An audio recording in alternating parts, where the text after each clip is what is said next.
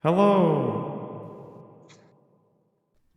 Greetings and welcome to you, Stop uh, stealing my bed. brave citizens of our new world. It's me, Toronto's greatest supervillain and evil genius, Dr. Terrawat.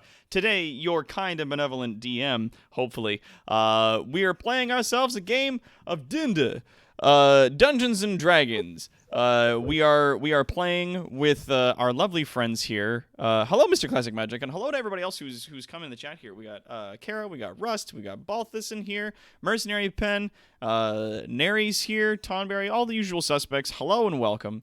When last we left our intrepid adventurers, they had made their way into a town that is on our map here, the town of Alderth, in search for not only the expanding member of the network of spies that they know here, who is by the name of Silver Shaw, but they are also in search of finding more information on Talrin's long-lost daughter, ish. Quotation marks. As we go along, though, when our adventurers arrived at the town, they found a few things were strangely amiss. They found that not only were many of the citizens largely absent from the street, but it looked like the town had been suddenly abandoned. The town had also been overhung with a strange and sinister mist under the light of the full moon. Sneaking further into the town, they found that the citizens had taken up torches and pitchforks and other makeshift strange weaponry and moved into the streets in droves, hunting out what they weren't sure was their enemy until they had come face to face with some form of werewolf. These creatures, very ragged and haggard in the way that they look. They have like a very sort of like mangy, disgusting form that our intrepid heroes, unfortunately, as they made their way into a cathedral and found a secret entrance they thought would take them to Silver Shaw, were then overtaken by a sudden insurgence of these werewolves. But of course, our adventure would be nothing without, of course, our intrepid adventurers. And going from the top here, we have Esteban playing Talrind, our skeleton archer. He's busy filing an objection with the local court over the fact that God has called himself benevolent and has just dumped a horde of fey, blood magic, werewolves, and undead on us somehow. Halrond does not agree with his claims anymore. And we've also got Raynor coming in playing Drakir, our black/red draconian sorcerer. Do not pet these woofers. These are I think not. they may be. I think they may be sick. These are not woofers to be pet. And of course, we've got Keldaka Gray playing our kobold cleric named Snick. Can Snick cure the sick woofers? Snick wants to pet the woofers. And we've got Quad playing our warforged warrior named Alloy. I found raisins. What? I got raisins. Like, actually, you have some raisins over there? Hello, I am Ow. Alloy, the Warforged fighter. How are you today? Also known Leave as the quad to bring refrigerator up something out friend. left field. This is our robot. He's a fighter. I found some raisins. Okay, cool. Because I also put some at the fridge. And we're all in danger. Nice. I'm in danger. And of course, we've got Palanthier playing Caleb, our Air Genasi rogue. No, you forgot the oath. You respect the blood. Don't forget the oath. Immediately forgets the oath. And last but certainly not least, we've got Embisaurus Rex playing Piffles, our goblin bard. We can cure these guys. I mean, we cured the big giant werebear guy, and he was real scary. And now we got these guys, and they look real scary, but maybe they're real not underneath, like Bear Guy. Bear Guy was just a wuss underneath all that stuff. Aw. He's a big softie. He's a big old softo. So as you can see, we've marked over here on the map where they found the secret entrance that led into some catacombs below, as well as one of the doors is slightly ajar over there. And up top is where they found one of these werewolves sort of staked up on multiple stakes and lit a fire as it is there. All right. Let's see if we can find some appropriate music.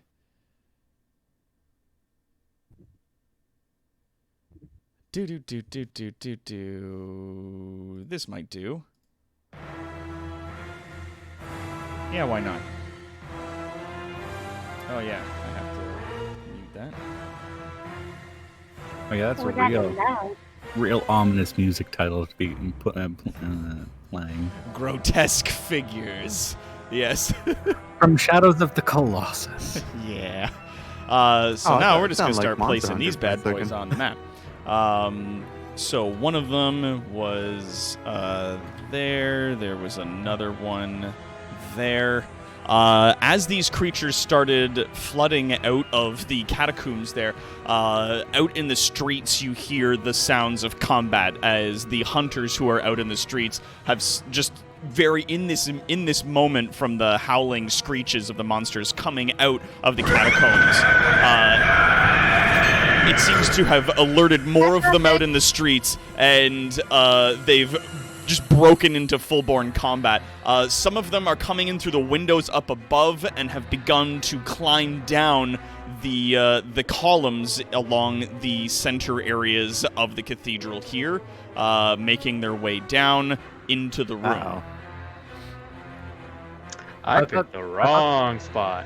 Caleb managed to close the door before they started getting out. I don't remember that.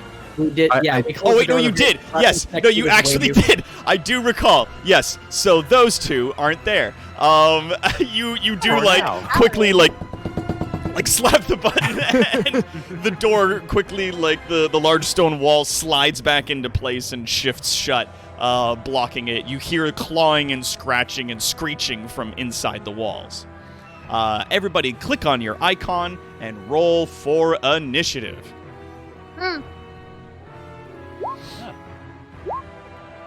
we're gonna add in a label called woofers. Oh no.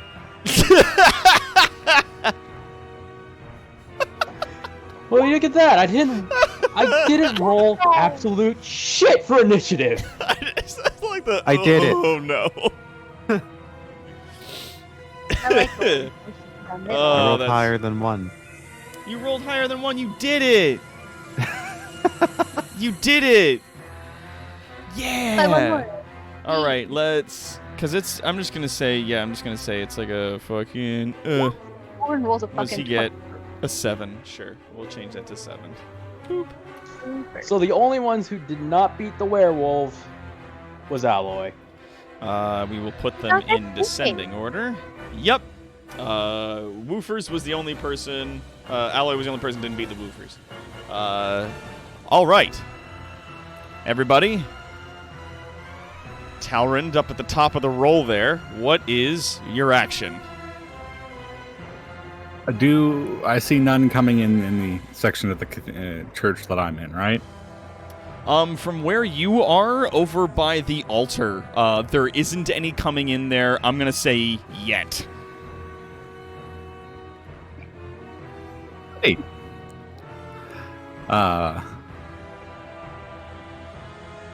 I'm going to move.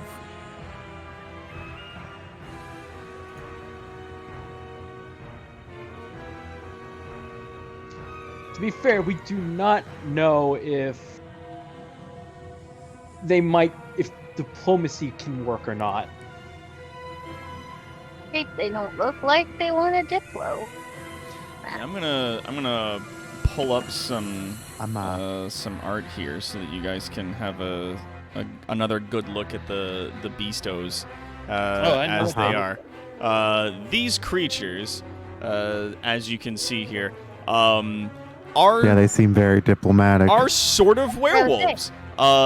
certainly one could mistake them for werewolves in the sense, and as Talrand was able to divine sort of earlier through his experience as a hunter, is that A, these creatures are very dangerous, but B, the ones that you guys are seeing are wrong in some very profound sense. Like, their skin and fur is starting to molt and rot off. A lot of it is looking very haggard. They look like a dog that has got like a bad case of mange and 3 other diseases. Like, it is a dog, sure, but it's not okay. I'm hearing zombie werewolves. September. I can see no real indication that they are at all aware. No. If you want to roll aware. for additional Wolf. information, you can. These woofers got the T-virus. Got him. Got him. You fucking dick. I'm in danger. Yeah. Yes, you are. It's Danger. super bad, dude. But yeah, you are now sort of in this situation where, like, you are seeing these things come down, and they are as rabid as creatures can be, at least from what you can tell. I've probably seen rabid animals before. Oh yes. They fall heavily into that category, right? Yeah. Like, to say that these creatures would put rabid creatures to shame is sort of an understatement. Talrand would not hesitate and immediately shoots one. Yeah, go for it. Roll me some damage. Roll to hit. Not right? there. That one there. Yeah, free action though. I'm putting my hunter's mark on him. Hunter's mark. Okay. I'll just that one. There you go. Hey, ignore that. Hunter's mark. Five damage. It only does damage if I I think actually it's hit hit him. first. Yeah. Yeah. Let's see if Yeah. you hit. Well, just save that in case you actually manage to hit him. That might do it. Do either of more those so. hit? Yes, both of those hit.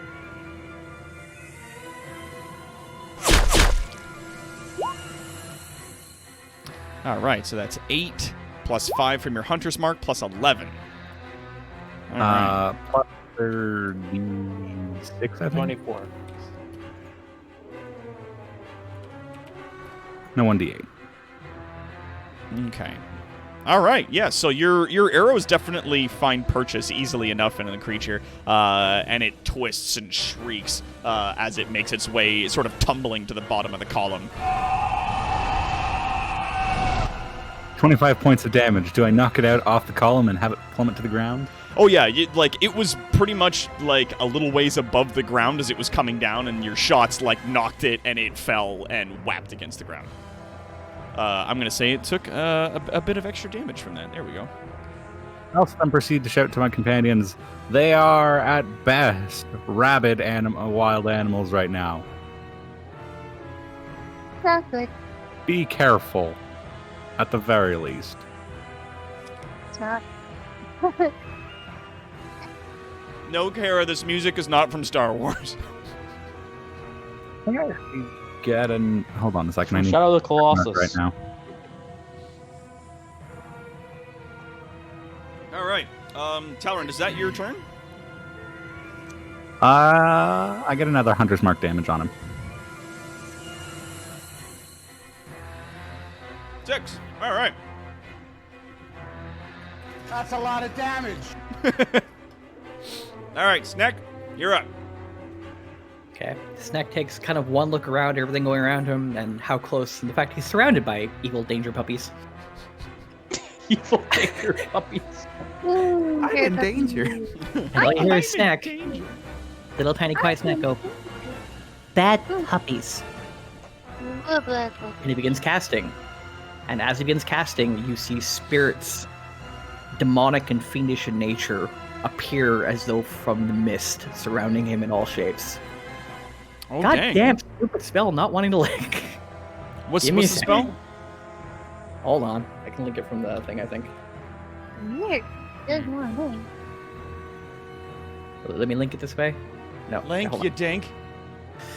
on. 1 second. I can make it do it this way. I think. I just want to cast Spirit Gardens. I just want to let me, because it's dumb.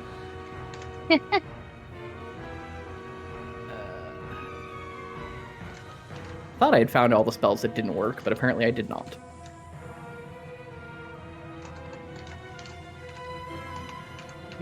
Spells. Playing bagpipes. Oh, and the unicycle. Yeah. Okay, yes, that's what you're talking about. There we go. Okay. It's just gonna be the death of me at this thing.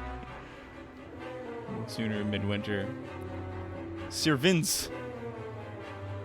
Welcome. Thank you for the follow. Appreciate Vinx. that. He had to create a new account. Oh, that's Vinx? Thanks. Oh, jeez. Yeah. His old account got logged out, and now he can't get back in. Oh, that fucking sucks. But welcome, That regardless. is a bitch. I've had that happen. That is a real pain. So there it is. That is what I have cast. Spirit Guardians. You call forth spirits to protect you. They flit around you at a distance of 15 feet for the duration. If you are good or neutral, their spectral form appears angelic or fey, your choice. If you are evil, they appear fiendish, which you are, and so they are. When you cast this spell, you can designate any number of creatures you can see to be unaffected by it. An affected creature's speed is halved in that area, and when they enter the area for the first time on a turn that starts, or they start their turn there, they must make a Wisdom saving throw. On a failed save, they take 3d8 radiant damage. Oh, that's cool. Or 3d8 necrotic. And if you're it's evil. concentration up to 10 minutes. And they take half on a successful save. So when those puppies start their turn, Oh, it's they're all 3d8 taking- necrotic because you're evil. Okay. Yeah. So they all have to make wisdom saves or take 3d8 necrotic halved on success. Okay, got it. Bad So when you cast a spell, you designate a number of characters. An affected creature's speed is halved in that area. Yeah, so it's anyone within 3 squares of you, of which all 4 of them are. Yep. And I imagine you dictate your allies as not being Yeah. affected. Yes. So all everyone in the okay. party sees is Sneck just suddenly surrounded by these like shadowy fiend things. So when they begin their turn, then they'll take the damage. Yes. If When they it's- start their turn or enter the field. Yes. When they start their turn in it, or if they enter the field willingly, then it'll take place. Okay, cool. So we'll save that for their round. What else do you do? That's kind of it, because that's all I can really do. Also, thank you, Kara, for the subscription for Vinx. All right, and if that's your turn, Caleb, you're up. I cast nothing because I don't have any spells. Evil magic.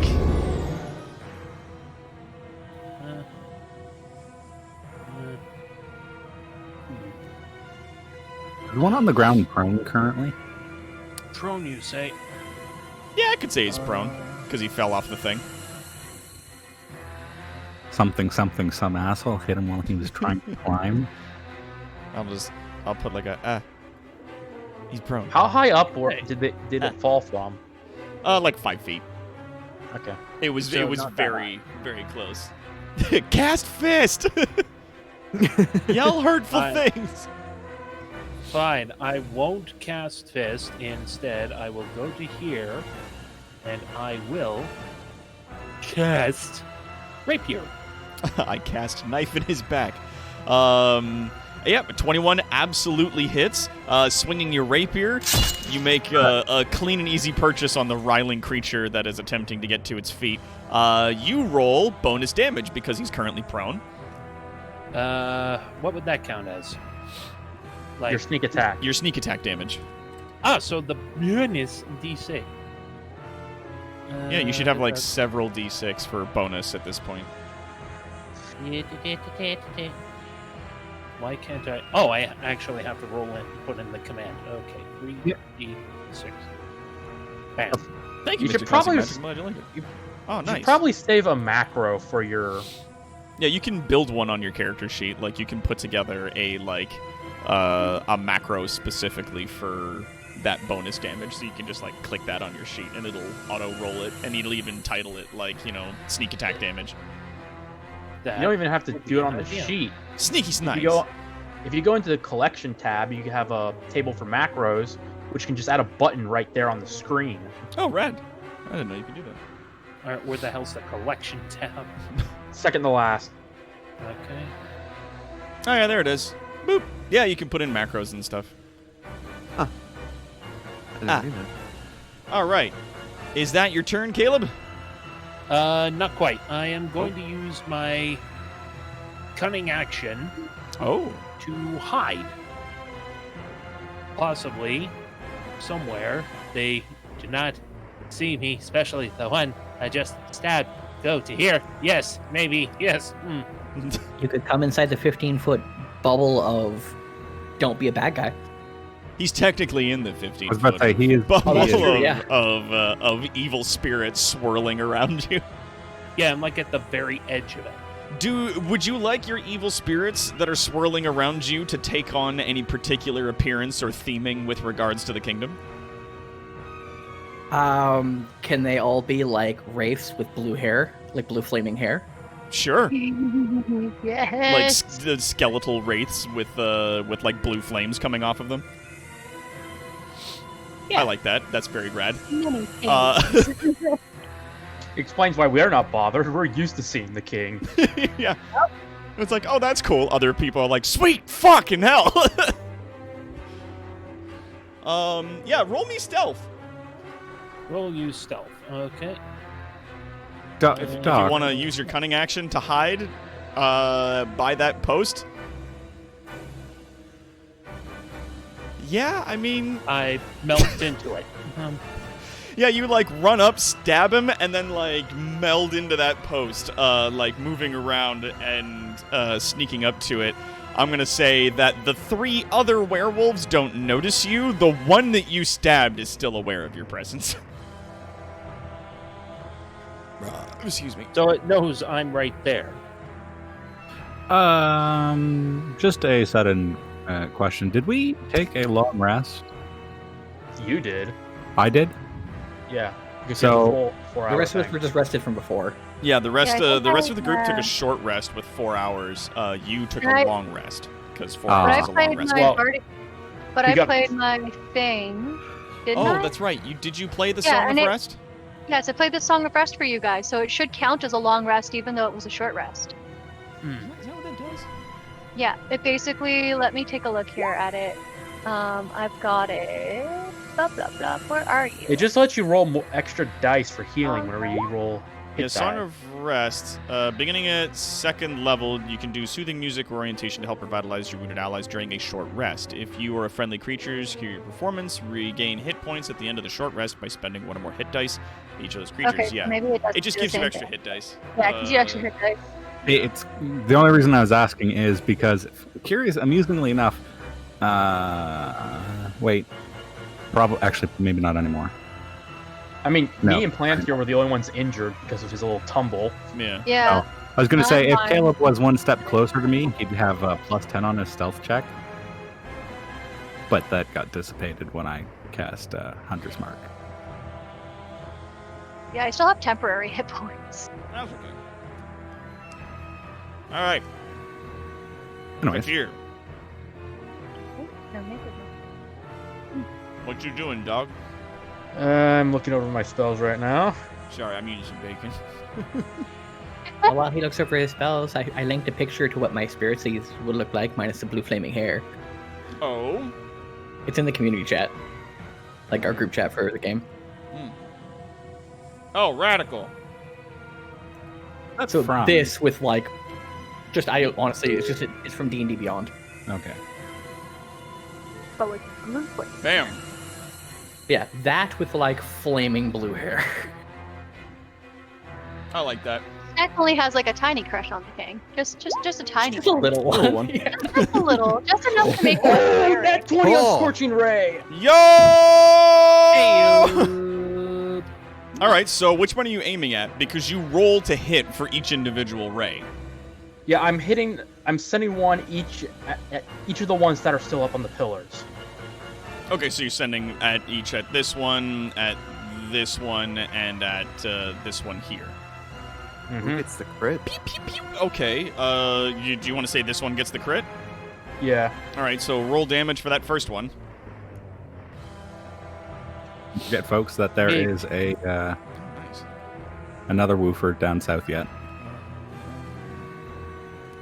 Oh yeah. Okay. Just pan down like, oh.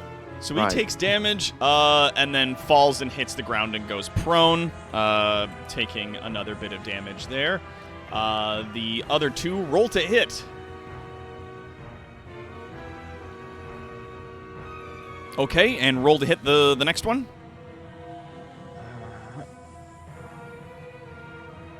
Perfect. All three beams hit. That's okay. Great. 3 fire. And he'll take that fall damage, and then he takes that and the fall damage, and they both are knocked prone as they're coming down the pillars, and they land on the grounds on their backs, sizzling holes coming out of them.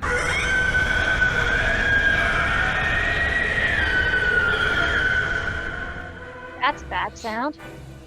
We were going for And stealth thoroughly out the window. this is where I whoop out of here. Actually, you run over there? Yeah, they have to get past Alloy to get to me. That's fair. No, that's fair. You're a ranged attacker. I'm all alone now. All my tower. around me are familiar monsters. Did you draw out the fur on that? For reasons? Technically speaking, they can't reach you anyway, Drakir, because you have half speed while affected by my spell. All right, is that your turn, Drakir? Yep, that's everything I can do. Piffles, man. you're up. They might have. Hang on. I'm just adjusting my headphones because my glasses are out right now. Ugh. You'll have to take adjusting too. Those wolves are probably very angry at me.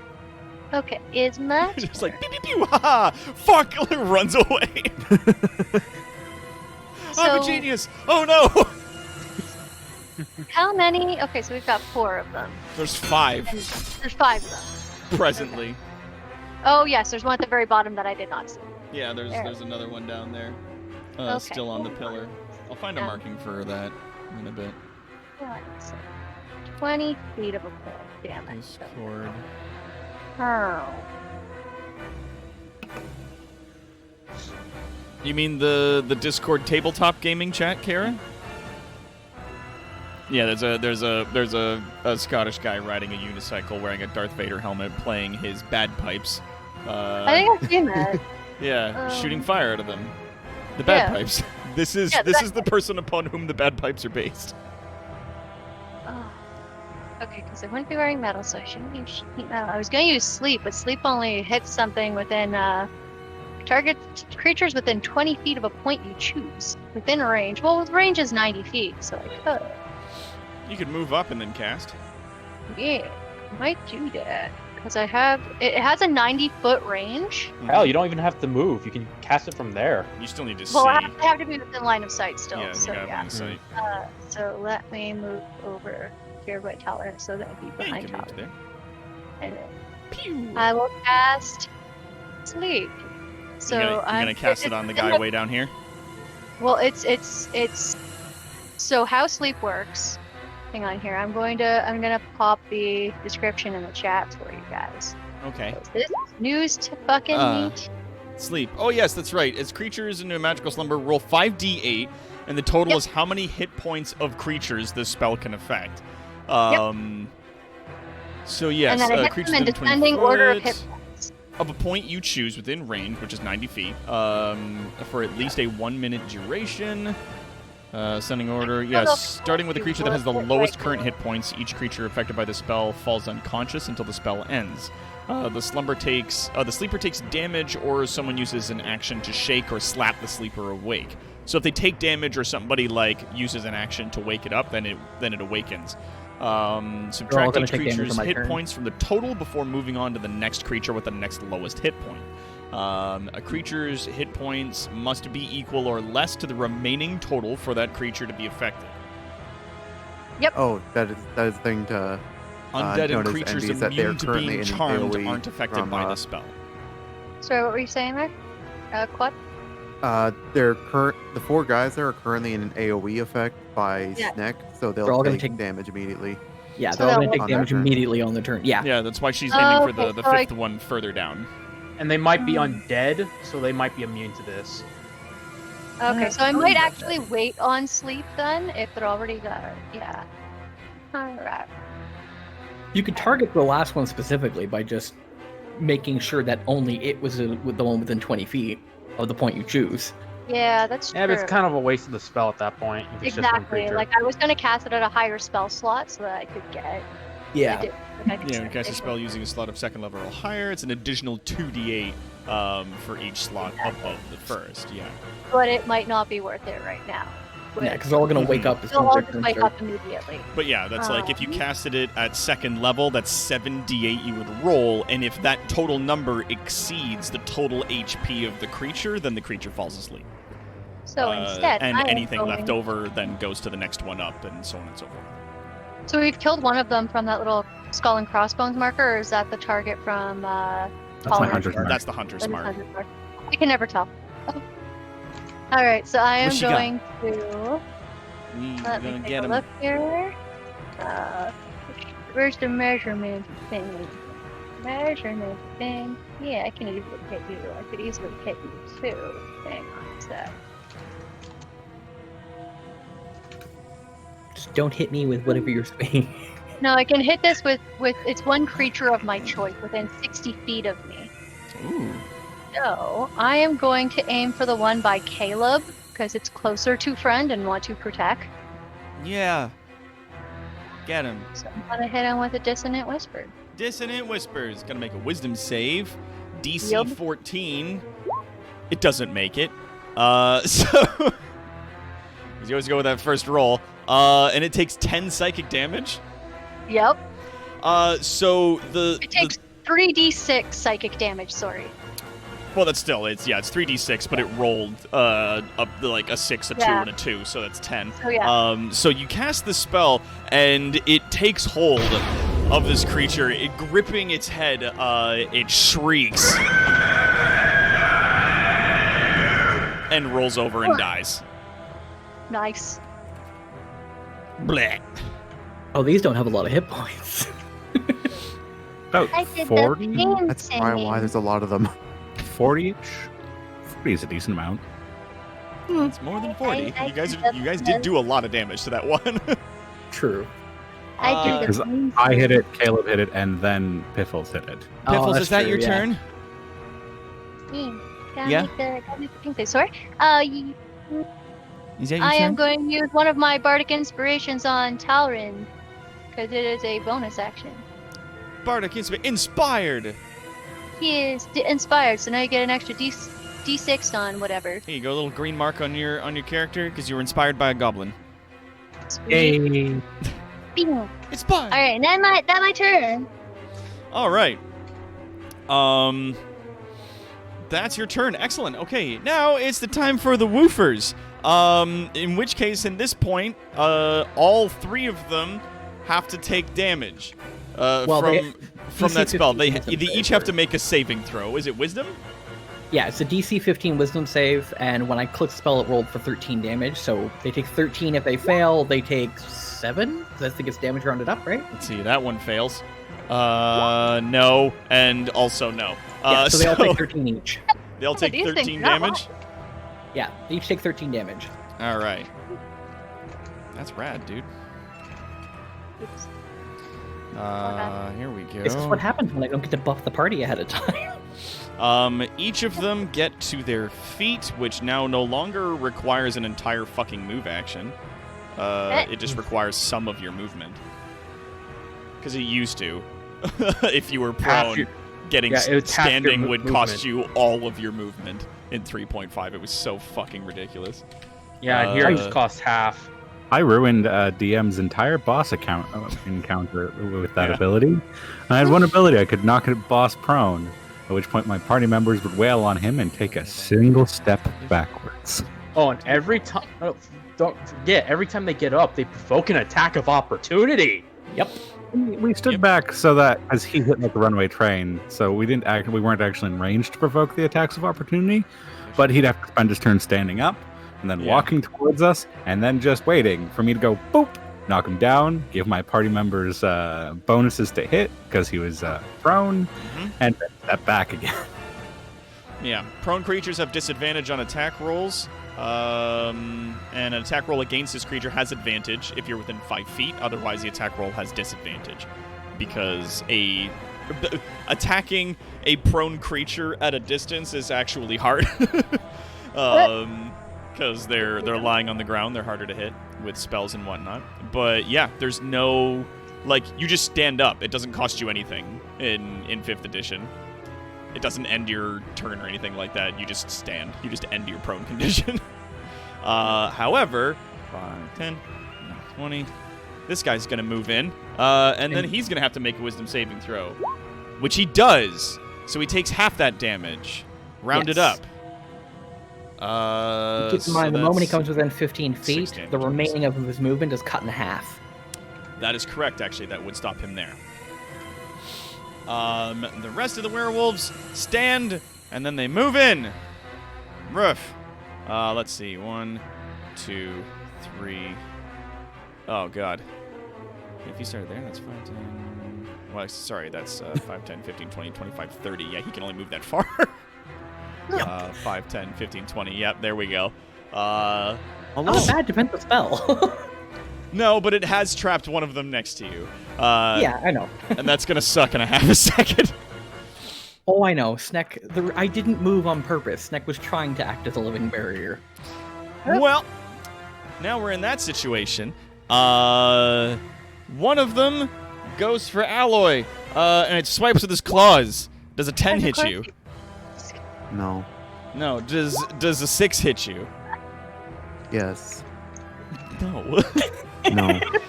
So one of the werewolves immediately runs up and just starts ferociously clawing and biting at you, not making any kind of damage onto your armor. The other two that are This next picture's to a Snack. raccoon attacking a garbage can. Yes, it is. And it's basically a raccoon attacking a man can. A garbage can. Does a 20 and or a 10 hit you? Snack. Oh, the 20 does, the 10 does not. All right. Yeah. Claw. It's 7 plus 4 slashing. Yeah, I want to click So my it's icon. 11 damage. And then the other werewolf that is standing next to you does a claw. He misses. And then he takes a bite. And he misses again. So I take 11. Okay. Yeah, so it's 11 damage.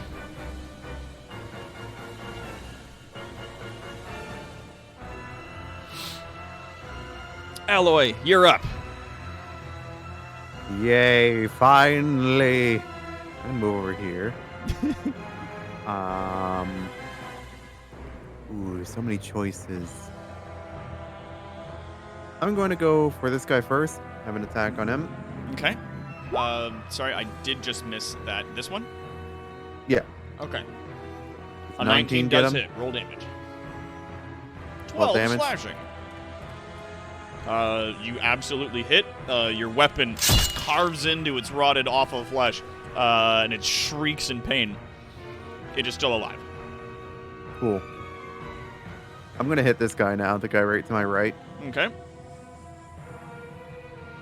No. Not with a 7, you don't. Out of a natural 1. Swing and a miss. Okay, good. I take a concentration check. But I passed I'm it. debating Yes. on... You know Yeah, what? 'cause I'm you going to got hit. save that for later. Are you gonna do your power That's attack? going to be my turn. You're gonna do was it surging action or whatever? And I was thinking about doing an action surge, but I can only do that once per rest, so I'm kind of holding on to that. holding, in yeah, case. keeping that card in the back pocket. All right. Is that your turn then? Yeah. Talron, you are up. Sorry, which one did Alloy smash? Alloy struck this one by the post. Reaction, not moving my 100 mark onto him. All right, Hunter's mark. Boop.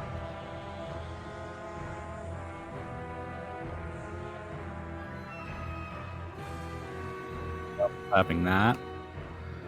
Not looking like the second one hits though. Does it? I'm sorry. 24 absolutely hits. The 13 does not. Wait, no, never mind. The 13 does hit. Both. You take 2 shots. Both of them land into the beast. Roll damage. I feel like the first shot, Talon's like, yeah, damn, that's right on the mark, and the second one's like, oh, he's gonna dodge that one. Thunk. It's like, oh, there's no way that hits. Thip. Huh.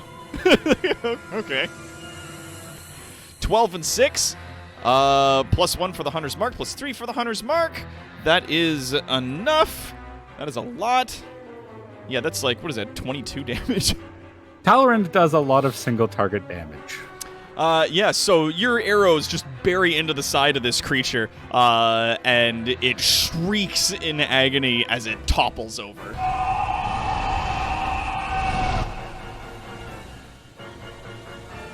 That one sounded a bit more than Gross. really. With 2 of them dead, are they showing any signs of change or restraint? Or are they still as absolute lunatic rabid as... There is absolutely no change in their temperament. Even the ones that have taken damage, they appear to just attack with complete brutal savagery. Like there's... It's just like it's less than an animal at this point. Like they are screeching, howling monsters. At best, unfortunates who are buried under stupid amounts of magic. At worst, soulless things driven by magic, essentially. Goody. Hooray! Hey, cutie. Welcome. Come on in. Oh, you missed some of the funny parts. Sorry. If you've been paying attention to the chat, there's been a discussion going on. Some people think that these animals can be saved. They might not be wrong. I'm not going to tell you. But some people are definitely taking cues in that they might be a little past that. At this point, even if they can be saved, Alloy's thought process is, we have no way of restraining them. It's either we kill them or they kill us. We have Exactly. we have no way to. We And do have the magic handcuffs, I which will spin you, and you might have rabies. There was a reason I had said asked at the start of the fight that if diplomacy was an option. Yeah. we do have the magic handcuffs, which might be able to do it. But we have Who would one like to guy who's volunteer putting them on them. first off, who would like to volunteer to hold one down so we can put handcuffs on him, and then who would like to volunteer to be torn apart by the other 4 as they almost match us person for person. Yeah, hell no.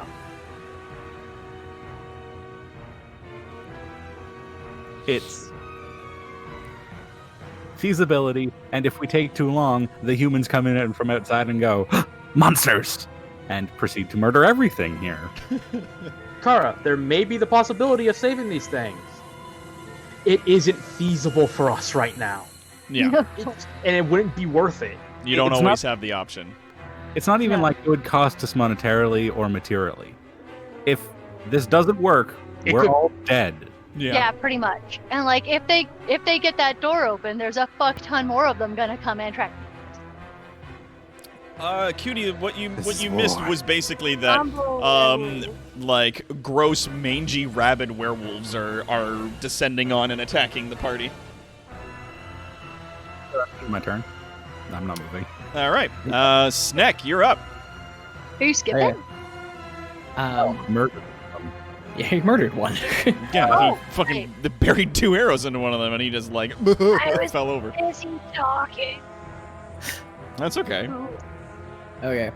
I- So, if I move out of reach of this one, I take an attack of opportunity, right? Yes, you do. Okay. I will just not do that then. Instead, bad spot the one right that's now. next to Alloy, because of pack tactics, I have attack of opportunity, or not attack of opportunity, I have advantage against attacks. Yes, you because do. of pack tactics being a kobold. Yeah, because you're a So- kobold, so you get advantage on attacking dudes that are being attacked by your friends. That's not the roll that should be. Oh, okay, I see why now. Guiding bolt. Yes. Does a 14 hit? A 14 does hit. Cool. Hit, so Yeah. You cast your guiding bolt, slams into the side of the creature. Roll damage. Really? It is 4 and 10 radiant damage, so 14.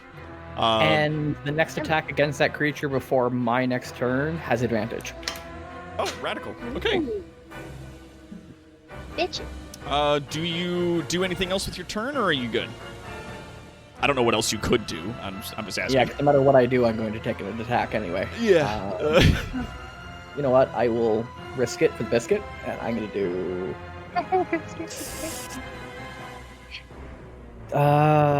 This? Bruh. Okay. This one? Yeah. All right. Yep. So that one's gonna take a swing at you. I'm gonna be nice and say he's just gonna try to claw you, and boofs it. He fucking boofs it. He's a swing and a miss. It's a spirit. It's Doesn't Alloy have a thing that lets him take opportunity They have attacks? to be at- within 5 feet of me. yeah. Oh. But that's the thing is that we'll just say that it was distracted by like the swirling blue skeletal wraiths that are like flying around you. It swiped at one of them instead and missed you. All right, Caleb, you're up. Okay, well, That's a heckin' boofer, a boofing woofer. A boofer, okay, if you well, will. snack move, that ruined what I was gonna do. Still could. Okay, hear me out. What I want to do Yeah. is just... Wait, no, it's... The boofing woofer, the doof's the boof. Yeah, just swing around this pillar and attack this one. Okay. Yes, you're gonna move to that square. Yes. Yep. All right, that works. Yeah, oop, wrong tool. Yep. Yep. You can just Boop. drag and move your character there. Whoops. Not invisible. Let me just. There we go. This hides under the corpse of the werewolf. Just get- I only have an active goal. Oh, I tried that at the Skitters beginning of the underneath. campaign. It didn't work. Alright. Here we go. Right, yeah. And Does he have flanking? he He does, but he absolutely rolled 20 does. anyway. This creature is being flanked at nearly every conceivable angle. Wait, I thought someone had to be here. Nope. Get No, Because because Sneck and Alloy are flanking it, the creature is still considered flanked. So you get attack of opportunity against it. well, advantage. Yeah, or yeah, advantage rather. Sorry. Which gives you your sneak attack. So yeah, a 20 absolutely does hit. So roll your rapier damage plus your sneak attack damage. Well, we might as well roll that advantage to see if he gets a crit. True. no Okay, crit. yeah. Worth a shot. Not get a crit. Alright, so. Rapier damage. Whoa! Okay, whoops. Well, it's a 10 either way. How did Just I... ignore the second one. That's Ah, fine. no. Alright, And now. then roll sneak attack. That's 3d6. Fuck. Damn, holy hell.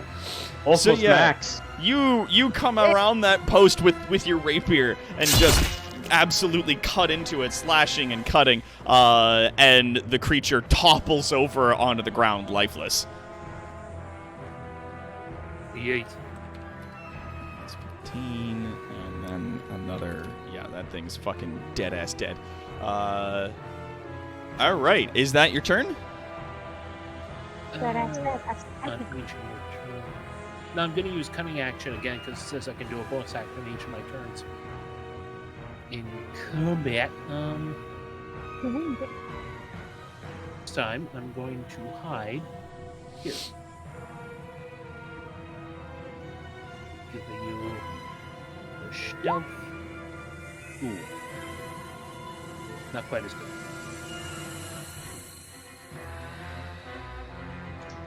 Wait, can you guys hear me? Yeah, I can hear you. Yeah. You would agree. Yeah, I want to hide here. Okay, and you're going to Rolled stealth Yeah, with with a 13. 13. So not as good. Yeah, I mean they still see you. Like you deftly like ducked around behind the post and like flattened yourself up against it, but you've not eluded the notice of the two werewolves that still remain. You really got the adrenaline's got you a little Shaky. yeah. A little janked up there, brah. All right. Drakir, you're up. Well, since this fight's pretty much over at this point, let's avoid wasting a higher level spell slot. Cantrips for the win. Do we know that for sure? Though? Well, for the point being, Save the spells for the next threat that comes in. Firebolt. Yeah, a 15 absolutely hits. Which one are you aiming for? I probably got clearer sight on this one. Wait, let me get the right tool. You can click it. There you go. Yeah, that one down there. So this one, absolutely. You shoot a firebolt at him. Yep, you got it. It's within 50 feet, so that should be within range. It's a 120-foot firebolt. I think. Yeah, it's those magic goes crazy far. Yeah. Yeah. So the spell strikes, and the beast reels in horror. Would you like to know the range on my longbow? 150 Sure. to 600. It goes crazy far. All right, Drakir, are you doing anything else with your turn?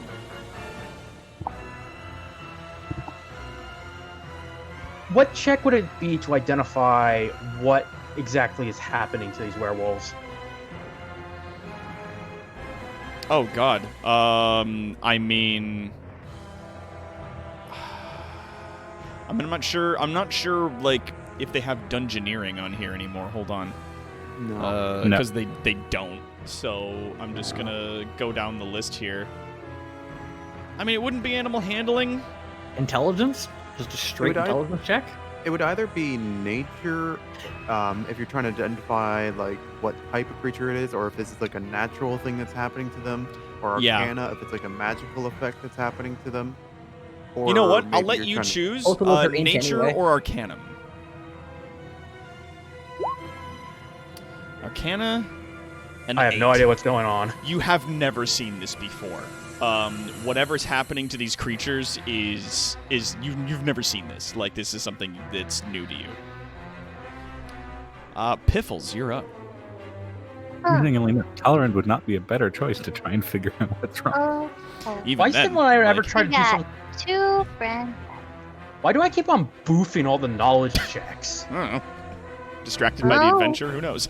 You've just read the are- wrong books. Literally don't. You're realizing more and more that all the knowledge you've read in books turns out is not a lot of what the real world is. I'm gonna do the painful song again. Do it. No, not the painful song. The painful I'm song. gonna aim Which one are you for shooting at? this dude. Oh shoot! Is it the farther one or the closer one? Closer. This guy. That guy right there? All right, Yeah. so he's got to make a DC 14 wisdom save. I am waiting for the day that He does if- make it. Oh. Does he take half damage or Let me see. that dissonant whispers? I am waiting for the day that On a Biff uses successful save, vicious it takes half mockery. as much damage and doesn't have to move away. Okay, so that's he takes half damage. I forgot the whole move away part last Yeah, time. we did forget that. That's unfortunate. To be fair, I think that one died He did from die. the distance. So he couldn't move away. This is true. He moved away from life. He did. Piffles plays the painful song. Unos, dos, tres, cuatro. Like, It would no! probably be on my because who are we? Now Oh. disengaging auditory sensors. No, don't leave us in this alloy! Better It's I just from his play a point of little view. It's tune just on my silence kalimba as that he's makes killing it things. really quietly. All right, do you move or do anything else with your turn? I I like being safe where I am. Okay. Safe. It is now the Woofer's turn. And They they are have both to within roll. 15 feet, and they take that damage if they can't make those wisdom saves. 12 and 2. They both fail. Roll for that. Roll that damage. Only roll again? Okay. Yep, roll again. Because it's a new turn. Well, all that damage. Bim damage. Vim get damage. Yeah, how much damage is it? You know that I love you. Same as people. last time, 13. It's 3d8. There we go. So it's 13 I love you damage. Okay. people, but it hurts me every time you butcher the language like this. English can't be Just so you butchered. know. It can only be English is further a marauded. butchered language of itself. English is Come on already the now. bastard child of everything else. Come on. English is not a language. Every language is wearing a coat. However, you people have chosen to take that coat and just tear it to shreds. Yeah. To I turned it to I shreds. I said. turned To it into one of shreds, those you said. cheap-ass Big 'em plastic damage. raincoats. Bim damage. Yeah, And so they each take another damage. 13 damage. Nice. Putting Oh, M's and except G's for- in there. Except for the first one. The first one passed. Murder them. There's only two. That's Wait. DC 15. I'm Yeah, just- the I'm first looking at the roll first save from the one was everything, against Piffles' attack. Yeah. So the next So they two take 13. did fail. As And they these- both take 13. All right. Flaming race attack them. They mad. So Themsgum moves in. Uh-huh. One of them is gonna take some swings at Mhm. Alloy. Yeah. Does 12 hit? No. Yeah. Good thing that it's a good What thing about a he did not 12? have advantage. No. And then one of them goes for Sneck. Yeah. Does a 22 hit? Yes. And then what about a Ooh. 22? Yep. Ooh, but guess what? Ouch. An opportunity attack. Yeah, because they're attacking somebody that's not you. That strikes. 13. It doesn't kill him, but he's looking very worse for wear. So that's 6 slashing damage from the claws and from the bite. 4 damage. And make a DC 12 Constitution saving throw. Oh, Jesus. Oh, lycanthropy. Oh. No! That's bad. Yeah, that's an Oh, no. interesting complication. Oh, well, fuck me running. That is not good. Oh. You're down to 3 HP, and you now have a magic disease. I will tell you what that does in this system slowly over time. You don't know you have that. But hey. Alloy, it's your turn. Considering he's hunted these before, would Tauren know about? We'll find out after this. Yeah, I'm going to attack the guy to the bottom right. Okay. 20 hit. A 20 does hit. 4 slashing. No, wait, I can re-roll that because it's a 1 on the die. Yes, it is. Roll it again. 9 slashing. He's not dead, but he's very close. Oh. I'm going to hit him again. A 12 does hit. Mhm. 9 slashing. Yeah, that thing, absolutely. You bury your halberd into the side of it, and it screeches, tumbling over. Hims is dead. Bleh. That is my turn. All right, Talrand.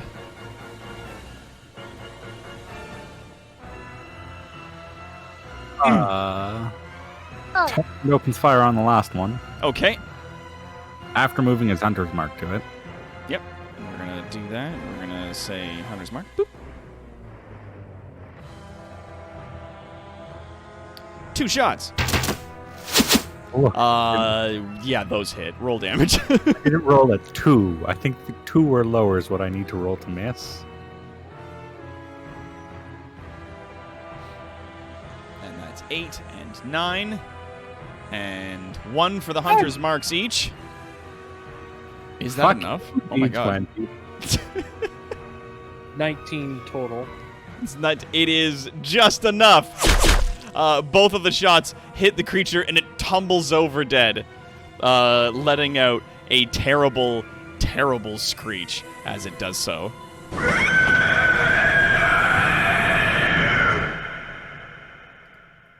What check would you have me make about werewolves? What, you mean knowledge check? Aye. I'm going to say nature.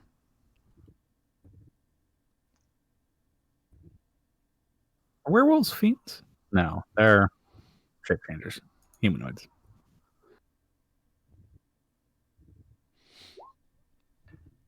I'm going to join him in on that. I know. 3 Shit. and 8. I mean, you know of werewolves, and you've seen them before. I mean, considerably, everything you've seen on them has been much, much healthier than this. You know that silver works on them as a test, but like you've never known what to do with a person if they get bit. This is something that was just never covered in the hunters. Do I know something's weird about them getting bit? No, like you don't know. I like it's slept through that class apparently. yeah, like or rather, Because I in feel this like that would particular be- case, they never taught it. Like this was something that they just didn't teach you. Like they taught you how to kill feel these like- things, but not how to deal with a person who got bit. Like this was something they didn't cover. Yeah, I'm not taking any chances on this. I am using my researcher ability, so at least I know where to look. Well, you know, with all the people that are running around outside hunting these creatures, you think that the locals might have a keen idea as to what to do with a person who gets bit, though you're pretty sure you might not like the answer. considering Second what's option. going on. Now, briefly though, very quickly, in the moment, where you guys are standing, from the opposite side of the secret door, from in there, you hear a sudden flurry of attacks.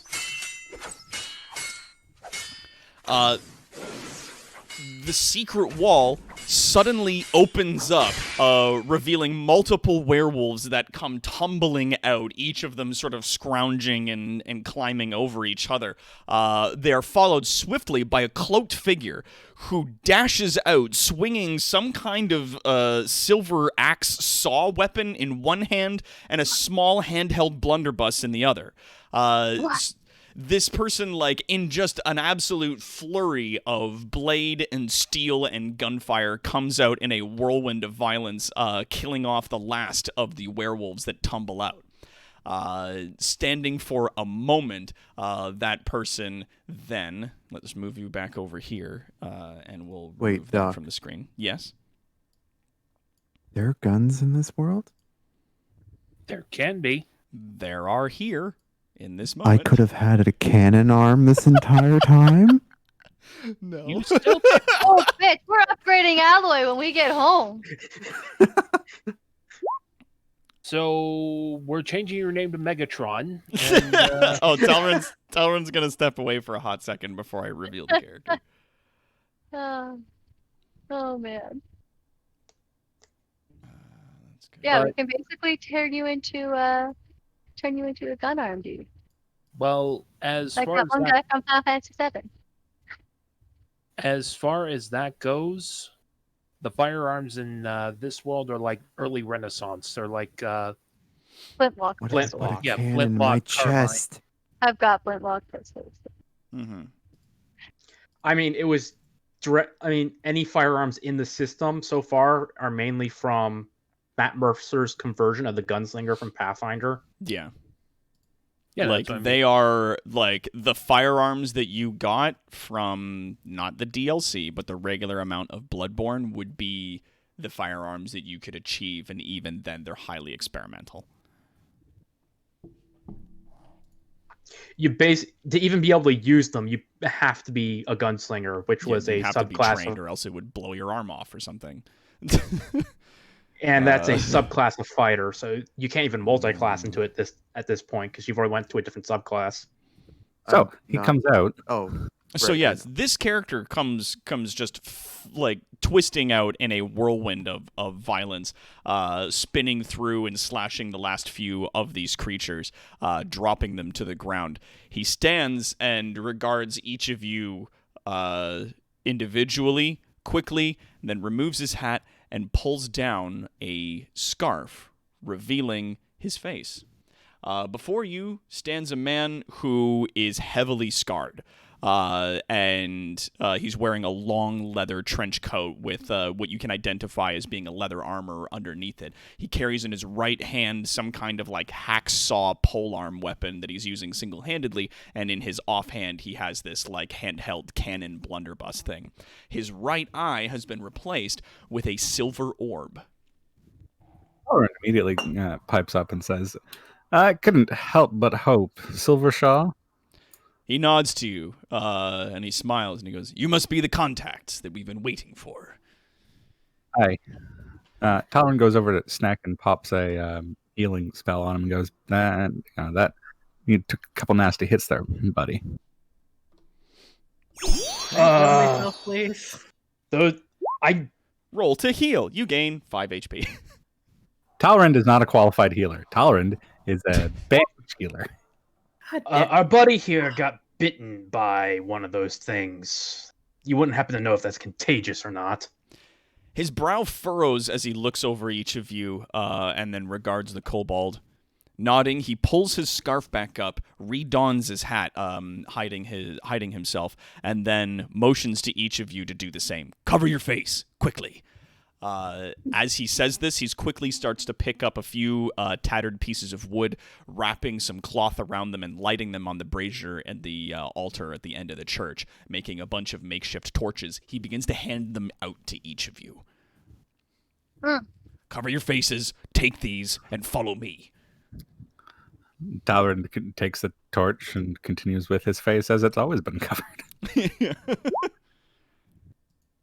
All right, I'll take the torch and put my hood up and just grab like a little random scrap of cloth from my disguise kit and just wrap it around mouth and nose. 5, 8, and 4. Snack, did you cast that on yourself? Yes. Yay! You healed yourself. So you've I'm back up to full. Yeah, you're back up to full damage. Assuming everybody follows him, yes. Yes. Yeah. Yep. I also dropped the Spirit Guardian spell. I guess we all go check I'll pull something from our inventories to cover our faces. Yeah, just like and he assists each of you in like covering your faces up and like putting something on top of your head to make you appear occluded. Like in a sense, he's almost attempting to dress you much like himself, in the way that he has his hat up and a scarf on his face. I put a yellow and pink polka spot scarf on. There's a reason why Talrand has an ugly ass mask. So people don't ask fucking questions. It also smells funny, so people don't really want to get close to it. Yeah. Yeah. All right. So, as each of you cover your faces, he leads you out into the street, where you guys were previously. Outside of the cathedral, you see a mixture of, now the fighting seems to have ended. A lot of the peasants and villagers are standing around, cleaning their weapons and tending to their dead. There is a number of dead peasants now in the streets that are being piled up, and a number of dead werewolves also being piled in a corner. Oh, also, hey! NP4L, the resident Canadian, has followed us. Hello! Welcome, resident. Hello. We're playing Welcome. ourselves some D&D. Bye. As Silvershaw leads you into the street, he motions for you to follow him. And as he's walking, sort of like perpendicular, like through the street and along the not into the alleyway, but like sort of an angular cross to one of the buildings on the opposite side. He waves aside some of the peasants that are in his way, shouting at them on occasion to move aside. In a commanding voice. Could each of you do me a performance check? I don't smash my face into the ground. Why would you make me roll this? Hmm. 11. That's fine. And a 4. So, all of you are crossing, and everything seems to be fine. But as it is, one of the villagers sort of cocks his head and points at Caleb as your hair, your wispy air genasi hair, is floating angelically out of the top, as you don't seem to have any kind of covering. And one of the peasants points to Caleb and goes, "Oi, who's this then?" And Shaw turns around and goes, "Mind your fucking business!" and like yells at him, and then continues walking across into a building. He opens the door and hurriedly motions for each of you to come in. We go in the building. Yep. Following along. As you guys enter the structure, he closes and then bars and locks the door behind you. Each of you now standing in that space. He once again removes his hat and his face covering, takes a deep breath, and sort of puts his like saw axe thing on a table, sits down in the chair, and cracks open his gun and starts cleaning out the barrel. He goes, "Right, so you are the others from the north, huh?" Hey. Yeah. That we are. We came hunting my, well, not hunting, but looking for. Gotta be careful with that word around here. Hmm. My daughter, as it were. You have a kid. And his eyebrows kind of raise up as he looks at you. It's a long story. I imagine so. But I know she's in the city. She is a vampire. And pretty sure she's in a noble household somewhere. At least she was about a month ago when we left. Has it been a month? Yeah, it's been a while. I'm trying to find. There it is. Bam. Get some ambient going here. He listens and nods as he sort of spits into the barrel of his gun and takes out like a large sort of brush pipe cleaner and starts brushing out the barrel of his weapon. He goes, "Well, if she was a vampire, I imagine she'd have to be a noble of some kind or another. You've caught yourselves in the unfortunate business of being here in Alderth during a hunter's moon. At least that's what the locals call it." Yeah, Caleb just pipes up. I've been meaning to ask you about that. And he just points out and says, "The fuck's going on out there?" Right. Well, in short order, the moon is cursed. And it stays as such until at least the nobles, and he makes a very sarcastic face, the nobles say that we've dealt with the werewolf problem, and it is up to us, the hunters, unfortunately myself included, and any of the others, the peasantry that wish to take up arms in defense of Alderth, as all patriotic citizens of the Empire should, to cleanse the issue. However, every time the issue seems to be cleansed and the curse of the moon ends, some more of them show up, the curse turns into another hunter's moon, and we are stuck once again in this. Time does not appear to pass for us. Any people who attempt to exit the city through the mists find themselves back in Alderth in short order. Goody. I hate to bother you with a bit of a random question, but could you identify how old this particular token is? And I hand over my hunter token.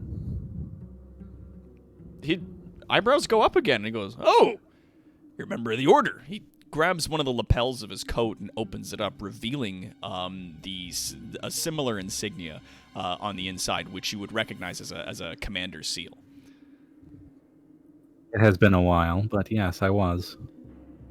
And he, kind of looking at it, turns it over, looks at the back, looks at the front again, and goes, "Haven't had these for a few hundred years at least." I mean, I'd say it's maybe a century old tops. I've been dead for a while then. I imagine so. He hands it back to you. I was like really dead for a while. Where were you dead than- stationed? I was a Wild Hunters North. Oh, you're up in the woods. Where was I stationed? Hi. Hi. Hi, you're one of the border keepers. Huh. A job I wouldn't wish on anyone, honestly. No, Well, considering his current state. Oh, well, my current state's probably because of the Inquisitors, but that was a personal choice. He gives you a pointed look. The Inquisition caught you. My daughter is adoptive. Well, I imagine would- so, her being a vampire. And you Oh. missing parts what for making children. I didn't when I adopted her. Oh, Her family was my last hunt, as it were. first thing I'd normally ask is if you were a thrall, but being as you don't possess blood anymore, I'd imagine that you're not. No. Somebody else brought me back and gave me my disposition, sunny as it is. So I've been told. Mithril tells me all manner of funny things about you folks. Say you're in the area, and then all of a sudden I get word from Copper saying that you, as he put it, blew up a slaver compound? There might have been an exorbitant amount of fire involved in it, yes. Sadly, explode wouldn't be accurate, but Yes, he is Keldar can right. do A that. lot of fire was involved. Burned with enthusiasm. Might better. There you description. go. Yes, there it is.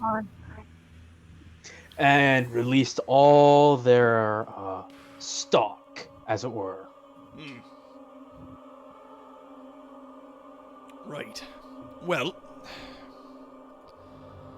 I mean, it's an awkward situation altogether. You did a very good thing for the Empire and just for the folks that you rescued in general. All that slaving business is unsavory at best. Oh, yeah, then there's the back end of why the slavery was happening, which was a really bad thing for pretty much everyone. Oh, yes. I would imagine so. But you did set fire to some people what deserved to have been set fire to, and made your way here. Not unfortunate circumstances, but here we are, nonetheless. So, you're looking for me and a vampire child. We're looking for you because Mithril said you would probably have a better idea. I got more than a few ideas, that's for sure. He sort of runs his hand along his chin in thought, his leather gloves scraping across his hard gray stubble. What kind of information are you looking for in specific? You said she was in a noble's house. There's an awful lot of those here. I have an idea. It's probably one of 4 noble houses that I have on the list here. Okay.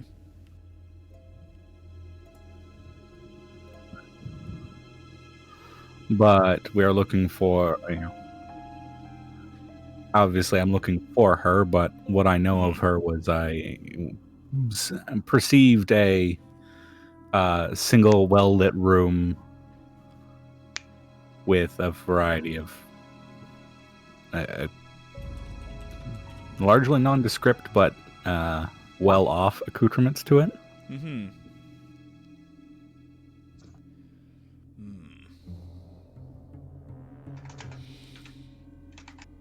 So how do you know she's being kept by a noble?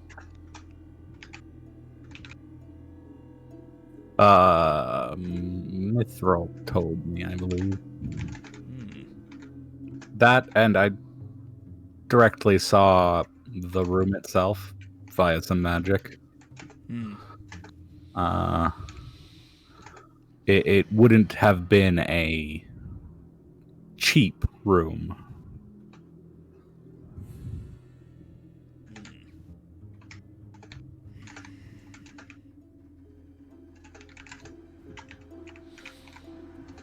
Can you describe it to me? I relay to him what my memories have. Like the kind of drapes and the furniture and whatnot. Yes. I was don't a while remember ago. exactly what I described as the room, but I'm gonna say that as you describe like the paintings and the different furniture and stuff like that, he kind of nods and listens. And when you're done describing, he goes, "Well, I mean, I'm not an expert on the particular fineries of the noble houses and whatnot, but I mean, it is known, at least by individuals like myself, that the nobles of said place." Some of them do have the vampire's blood curse, that they are leeches, as we're said to say. So, as it is, he sort of like hums and goes, "I know I can put you in contact with someone who could get you this information. Like, I don't know exactly which noble house she might be in or why she might be there, but I do know who would know." I would appreciate that. What would you like in recompense? Well, I mean, it's going to be a bit of a challenge getting to her, especially on a hunter's moon, but it's not impossible. The situation at hand is a bit... And he sort of gestures with his hand in a circle in the air. Complicated. I mean, being as you're all mostly monsters yourselves, no offense, I imagine I can share privileged information with you. So, it is led to believe that the nobles, or at least one or a few of the noble houses, are vampires. Not all of them. Many of them walk about during the day. Many of them enjoy plentiful social lives. Some are a bit more reclusive. Some, at least by the spies that I have here within Alderth, have been confirmed as being vampires. Normally, because of their noble status, some of us would let live and whatnot. You know, we're told to ignore those kinds of things by the leaders here. As it is, some of them have begun worship to a strange god of death that is being problems, and normally that itself would be our only problem, but, and he sort of leans back in his chair, there is another development. A curse of lycanthropy began small at first within Alderth. Every time a full moon came about, these creatures would change, but they did so in secret, within the catacombs underneath Alderth, in the sewers or in the deeper tunnels that they've dug out. They maintained their presence as a secret for quite some time. Though the vampires, when they found out, were none too pleased, as you can well imagine. They didn't want any other supernatural creatures challenging their presence here in Alderth. Humans could very rarely stand up against them, but a pack of werewolves could quite easily manage a vampire, even an elder.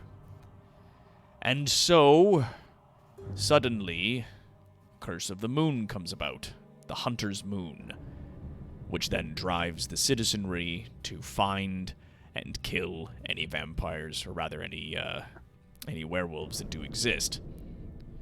Downside of that is that outside of the Hunter's Moon, you wouldn't be able to find them.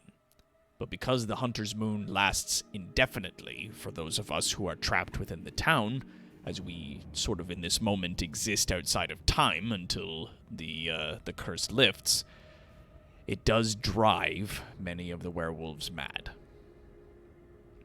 Any agency that they once possessed over their own actions seems to be entirely lost. Permanently lost, or? There doesn't appear to be a way to bring them back, though we've never successfully been able to break the curse. The curse just subsides when all of the werewolves appear to be gone, and we don't know if some of them are surviving and managing to stave off madness long enough for them to continue again after the curse lifts, but because of the curse, it's now created a movement of werewolves who are attempting to kill the vampiric aristocracy, and so on and so on. And he waves his hands in the air. It's turned into a right fucking mess here. It sounds like it. You'd think they'd just leave after a point. You'd think. You'd think the where vampires would do exactly? the same, but here they are. So, Where would they go exactly? Into the Bright Empire? Or maybe that nice kingdom next door that decided to move 6 feet underwater. Indeed. Or maybe the other one filled with demons. Or the previously unknown one past the wasteland of rocks that turned to dust. Yes, it's not a lot of places they can go. And it's fun that you mentioned the one to the north. I have it on good authority that some of the nobles who live here may have been from someplace up there. okay. That All right. if they're from the one to the north, they've not been dispatched, most likely. Now, I imagine, as you're also from that kingdom, either you haven't seen them, they're not actually from there, or you didn't know. The only thing I could think of is if they struggled under the restrictions, for as they can live relatively freely, they don't get to ride roughshod over the populace. Indeed, some of them may have grown tired of those restrictions and left. It's hard to say. And especially considering the matron of the vampires that we saw was a take no shit, I will stab you like a the pig you are kind of person. He chuckles. No. Doc, Oh, yep.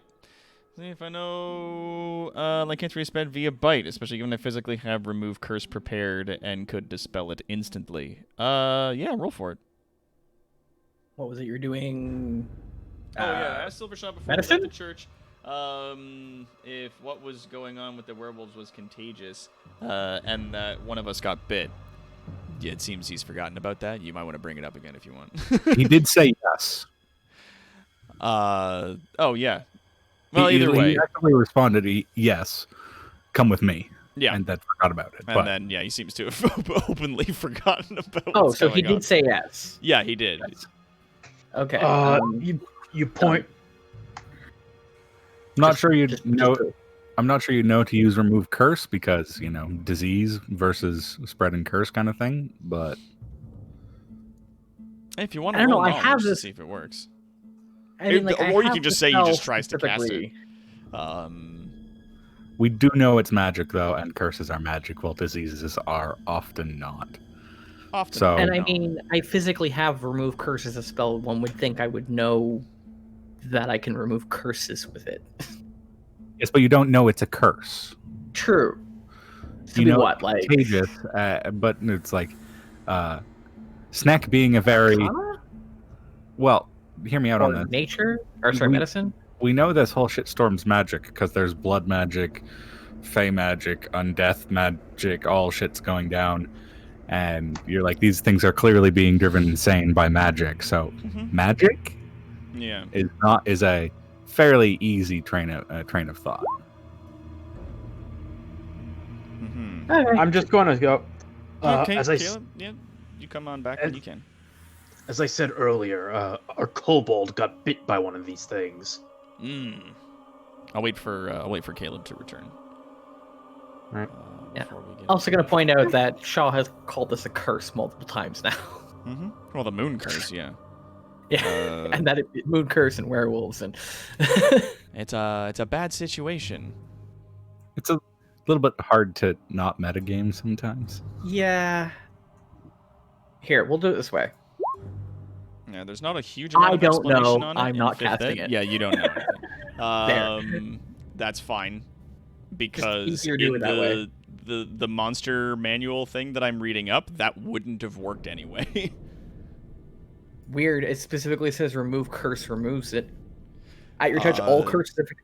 If you're born with it, you need a wish spell. If you're infected with okay, it, yes, remove that curse is removes the it. that is the thing that I'm seeing. If you get infected with it, then Yeah, so basically at any point a I paladin's realize this is divine a health curse. does not protect it from lycanthropy. Lesser restoration cannot fix this. For those infected, a bestow curse spell can cure it. If they're born to it, it's a part of their race. Only a wish spell or a greater being can take lycanthropy away. Yeah, I think by bestow curse they mean remove curse. Well, I mean, They may have meant that, yes. there are other ways of getting rid of it. There's that one spell that reincarnates you as a different race. They cast it after you've died. Fuck. I'm a werewolf. I want to end this. I have this spell. Do we know what I'll end up as? No. We do not. Well, somebody stab me in the back of the head, please. And what am I now? 5 grand soul gems scattered about the realm. Side note, Doc, I did have one question because I'm not seeing clarification on it, and I want to figure out. So it says when I become a lycanthrope, I basically take on like the powers and stuff. Yeah. That includes gaining immunity to non-magical and non-silvered bludgeon, piercing, slashing damage.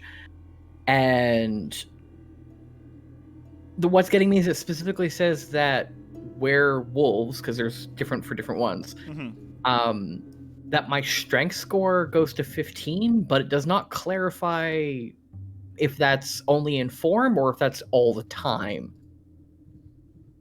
Just like it doesn't seem to clarify whether the immunities are all the time or just in form. In this particular case, the damage immunities are constant. Okay. Because it doesn't specify, but every other part of a werewolf's character sheet does specify, and when it's like doing specific damage or certain abilities or like what its AC is in and out of wolf form. So if you are a werewolf, like even in your humanoid form, you do still possess immunities to bludgeoning, piercing, and slashing from non-magical attacks or things not made of silver. So silver weapons still harm you. Though I am going to be taking my own a bit of my own like sort of house rules on this one because it's still a bit sort of strong all over the place. Yeah. But yeah, you're still just bit. So thing. There is yeah. I figured we wouldn't do any of this until like transformations happen because because it does say, like, a werewolf in its full form does have immunities to these things. And in this particular case, they are, like, at level 5 of being a werewolf. You gain resistance, but not immunity to bludgeoning. Yeah, that's a house rule thing to make it less crazy. So I'm those totally are more cool house rules. Which, like... Really, the only thing I'm trying to clarify is, like, you look at, like, the monster manual, it says, werewolf, the character gains a strength of 15 if his or her score isn't already higher, comma... and then a +1 bonus in wolf or hybrid form from natural armor. I'm just trying to figure out if Sneck's strength score would change after his first transformation. If you make it there, yeah. Yeah, okay, that's kind of what I was just trying to... It's not clear in the wording, and I was trying to figure out what you wanted as the DM wanted to do. That's basically what it was. You missed out on getting better strength. Well, no, if... because I rolled, and because I got a 1, we're just optioning. I'm not casting a remove curse because Sneck doesn't realize it's a curse. He doesn't know how he can get rid of it. Oh, okay. That's why I rolled that. Was just as a let's avoid metagaming and just make it a die roll. And that's okay. I am happy with that. Hey, I'm perfectly happy role playing as a lycanthrope. This could be interesting. I'm not. That being said, Rainer, because if you lose control and I get bit, I'm going to follow right behind you, and I don't like that. That being said, Drakiar is the one who asked, is this contagious? And was told it is contagious. And is the type of guy to not forget that detail. Yeah. Nope. But hey, I'm looking at this going, wait, 15 strength. That means I can wear full plate. It also means that every full moon you will try to kill us. Not if you tie me up. And I'm small. And it also depends on how your transformation takes. Like, there's a lot of nuance. I remember back in even explains in the book that it's like, it depends on how you play the character. Like, there's a lot of house rules for it. There's a lot of other things, and when you transform, it's like, do you transform on a full moon or do you transform at will? Do you it says lose at will complete is- control of your character, or are you more like reined in, like Bodak Yeah, was? Like, And a lot of it's- that depends on what you're doing. Like, if you fight Yeah. it, you tend to lose all control on the moon. If you give into it, you can learn to control it over time.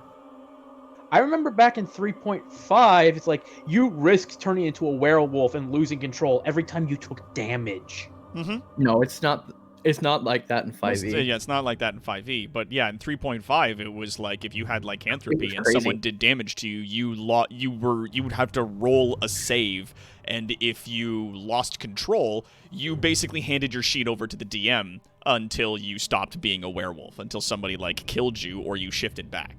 That's why a lot of people didn't like it, because it was just a loss of agency on your own character. Oh, It it was was not. a mess. Like, Yeah. So, Because it wasn't meant for the player, it was meant as a template for DMs to apply to enemies. Not to nip most of this discussion in the bud, but Raynor Drekir has actively asked. You said this was contagious. Yeah. To Silver. Has Silver responded? Silver said waiting- yes. I'm waiting for Caleb to come back. Wait on Oh. Palantir. We're still waiting on Palantir's return. Yeah, so we're just kind of chatting. I do apologize for the confusion. I don't want to give away too much on how the mechanics work because I was gonna be like, oh, it's no surprise. But like, it's one of those things. Spoilers. Because I was excited to like drop this into the party for a bit to be like, how do you guys respond to being a group of monsters who now has a little like an extra layer of monster put on top? Like, how do you feel about that? I'm suddenly gonna be really fun to roleplay. curious, Doc. Mm-hmm. Halrin is not immune to curses. It would not affect you. Are you sure? Yes, A because skeletal werewolf would have been dope. it would have been dope, but you are undead, and this particular curse does not affect undead. It actually says so in the thing that lycanthropy cannot be passed on to the undead. That you are immune. But a Exactly. lycanthrope can be raised as undead. Yeah, but I'm not sure they would still remain a lycanthrope at that point, since I figured death probably breaks the curse. It's a constant. It was a DC 12 Constitution, so that's not a high roll that you have to make. It's like a 50-50 for most players, but then But I have a -1 you constitution. and you rolled a 1. Like you I literally had boofed a 0. So yeah, we're That was sitting here. that's a hard check for both me and This is why I don't Snack. use a lot of concentration spells typically, is because And I'm considering very likely to fail them. Oh wait, no, I considering got it. It's a Sneck's 50-50 for me. size I and got disposition. There's like an equal chance that on a full moon he's going to turn into like a Jack Russell Terrier, it's just like angrily snapping people. Like it's It's like I would literally be a 2.5 foot tall werewolf. yes, but we would be down a Put cast. me in a- We'd be down our healer. we're like, I'm oh pretty my sure god, there's he's a so comic cute. about that, and it's a were-Pomeranian. Yeah. I'm pretty sure you would be a were-Pomeranian. You could Oh, you could demonic quite orgy. literally just like lock There's me in not a enough backpack people. with chains. Like I'm not going There's anywhere. not enough kobold to make a whole werewolf, so he's Yes, a but Pomeranian. He's a little if you're- papa. The thing is, if you're a werewolf, you're Can I not be a healing weredosh us. Yeah, let him be a were-weeder dog. Where corgi? Screw corgi. I want to be a weredosh hound. Oh my god. He wants to be a were-wiener.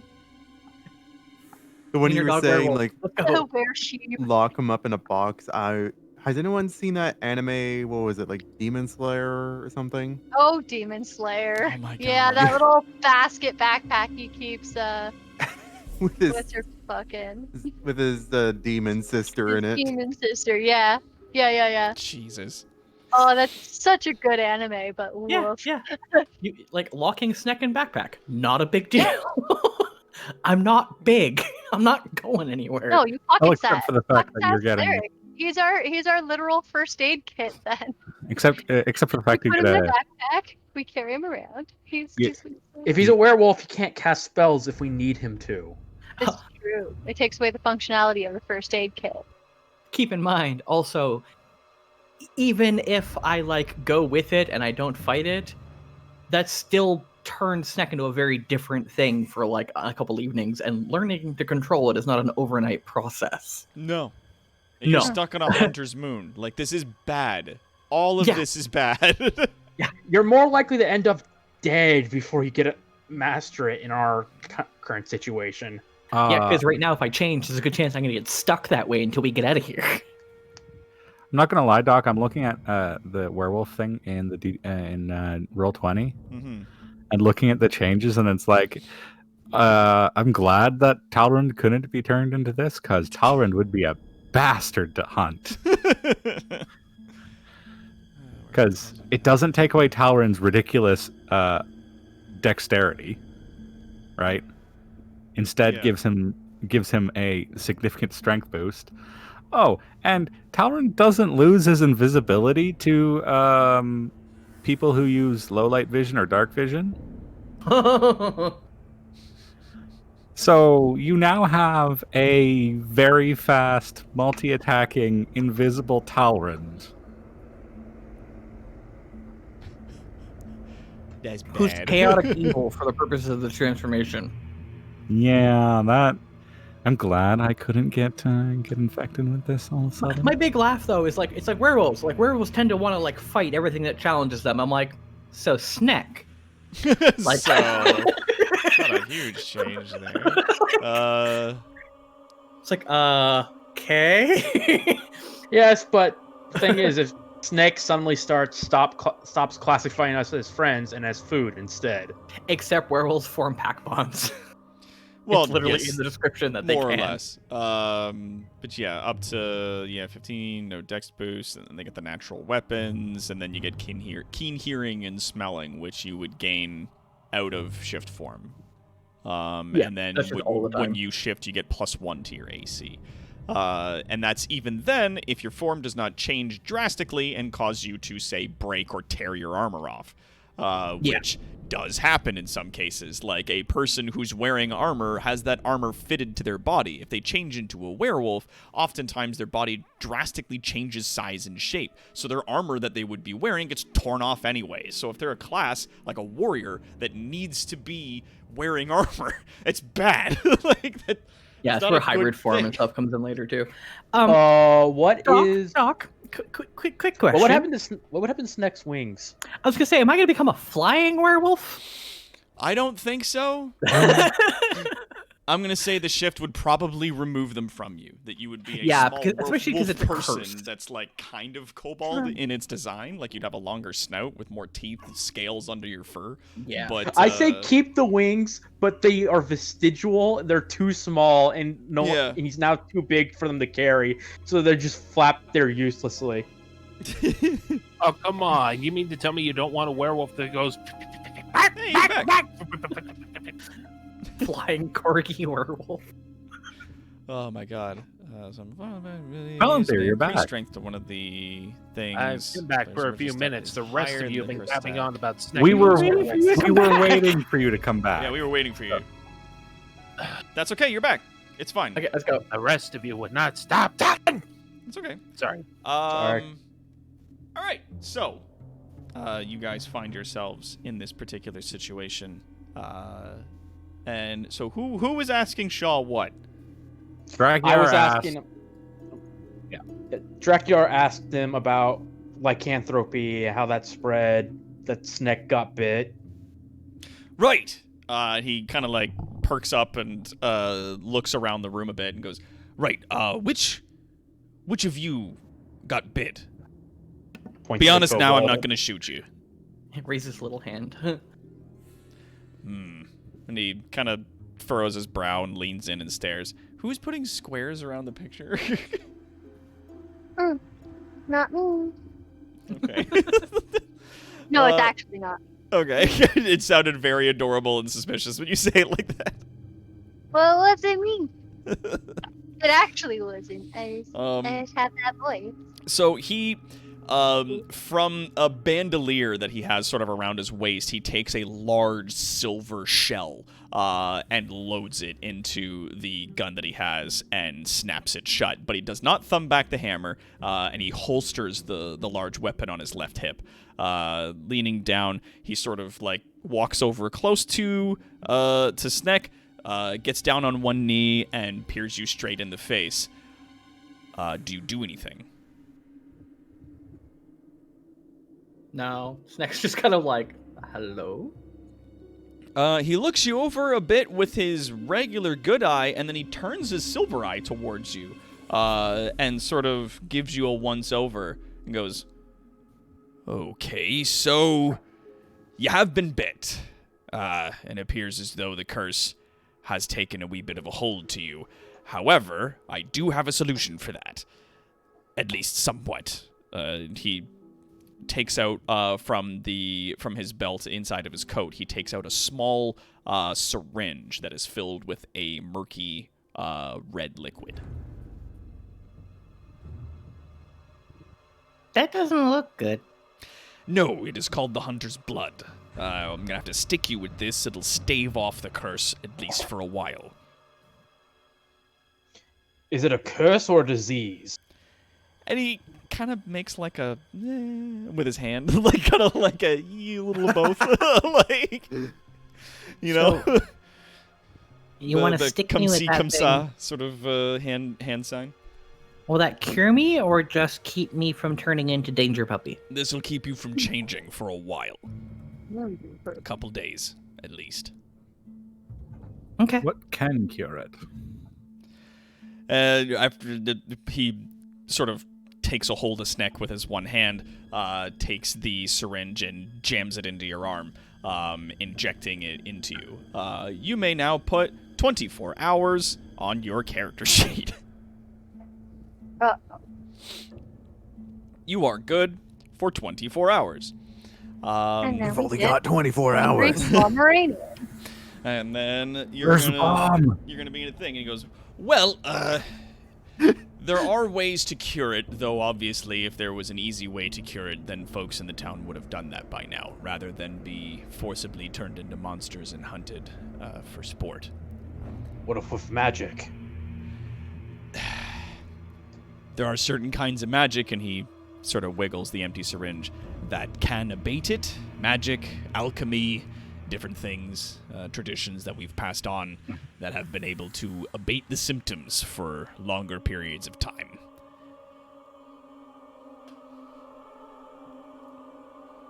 I think we should just go. Let's help these people.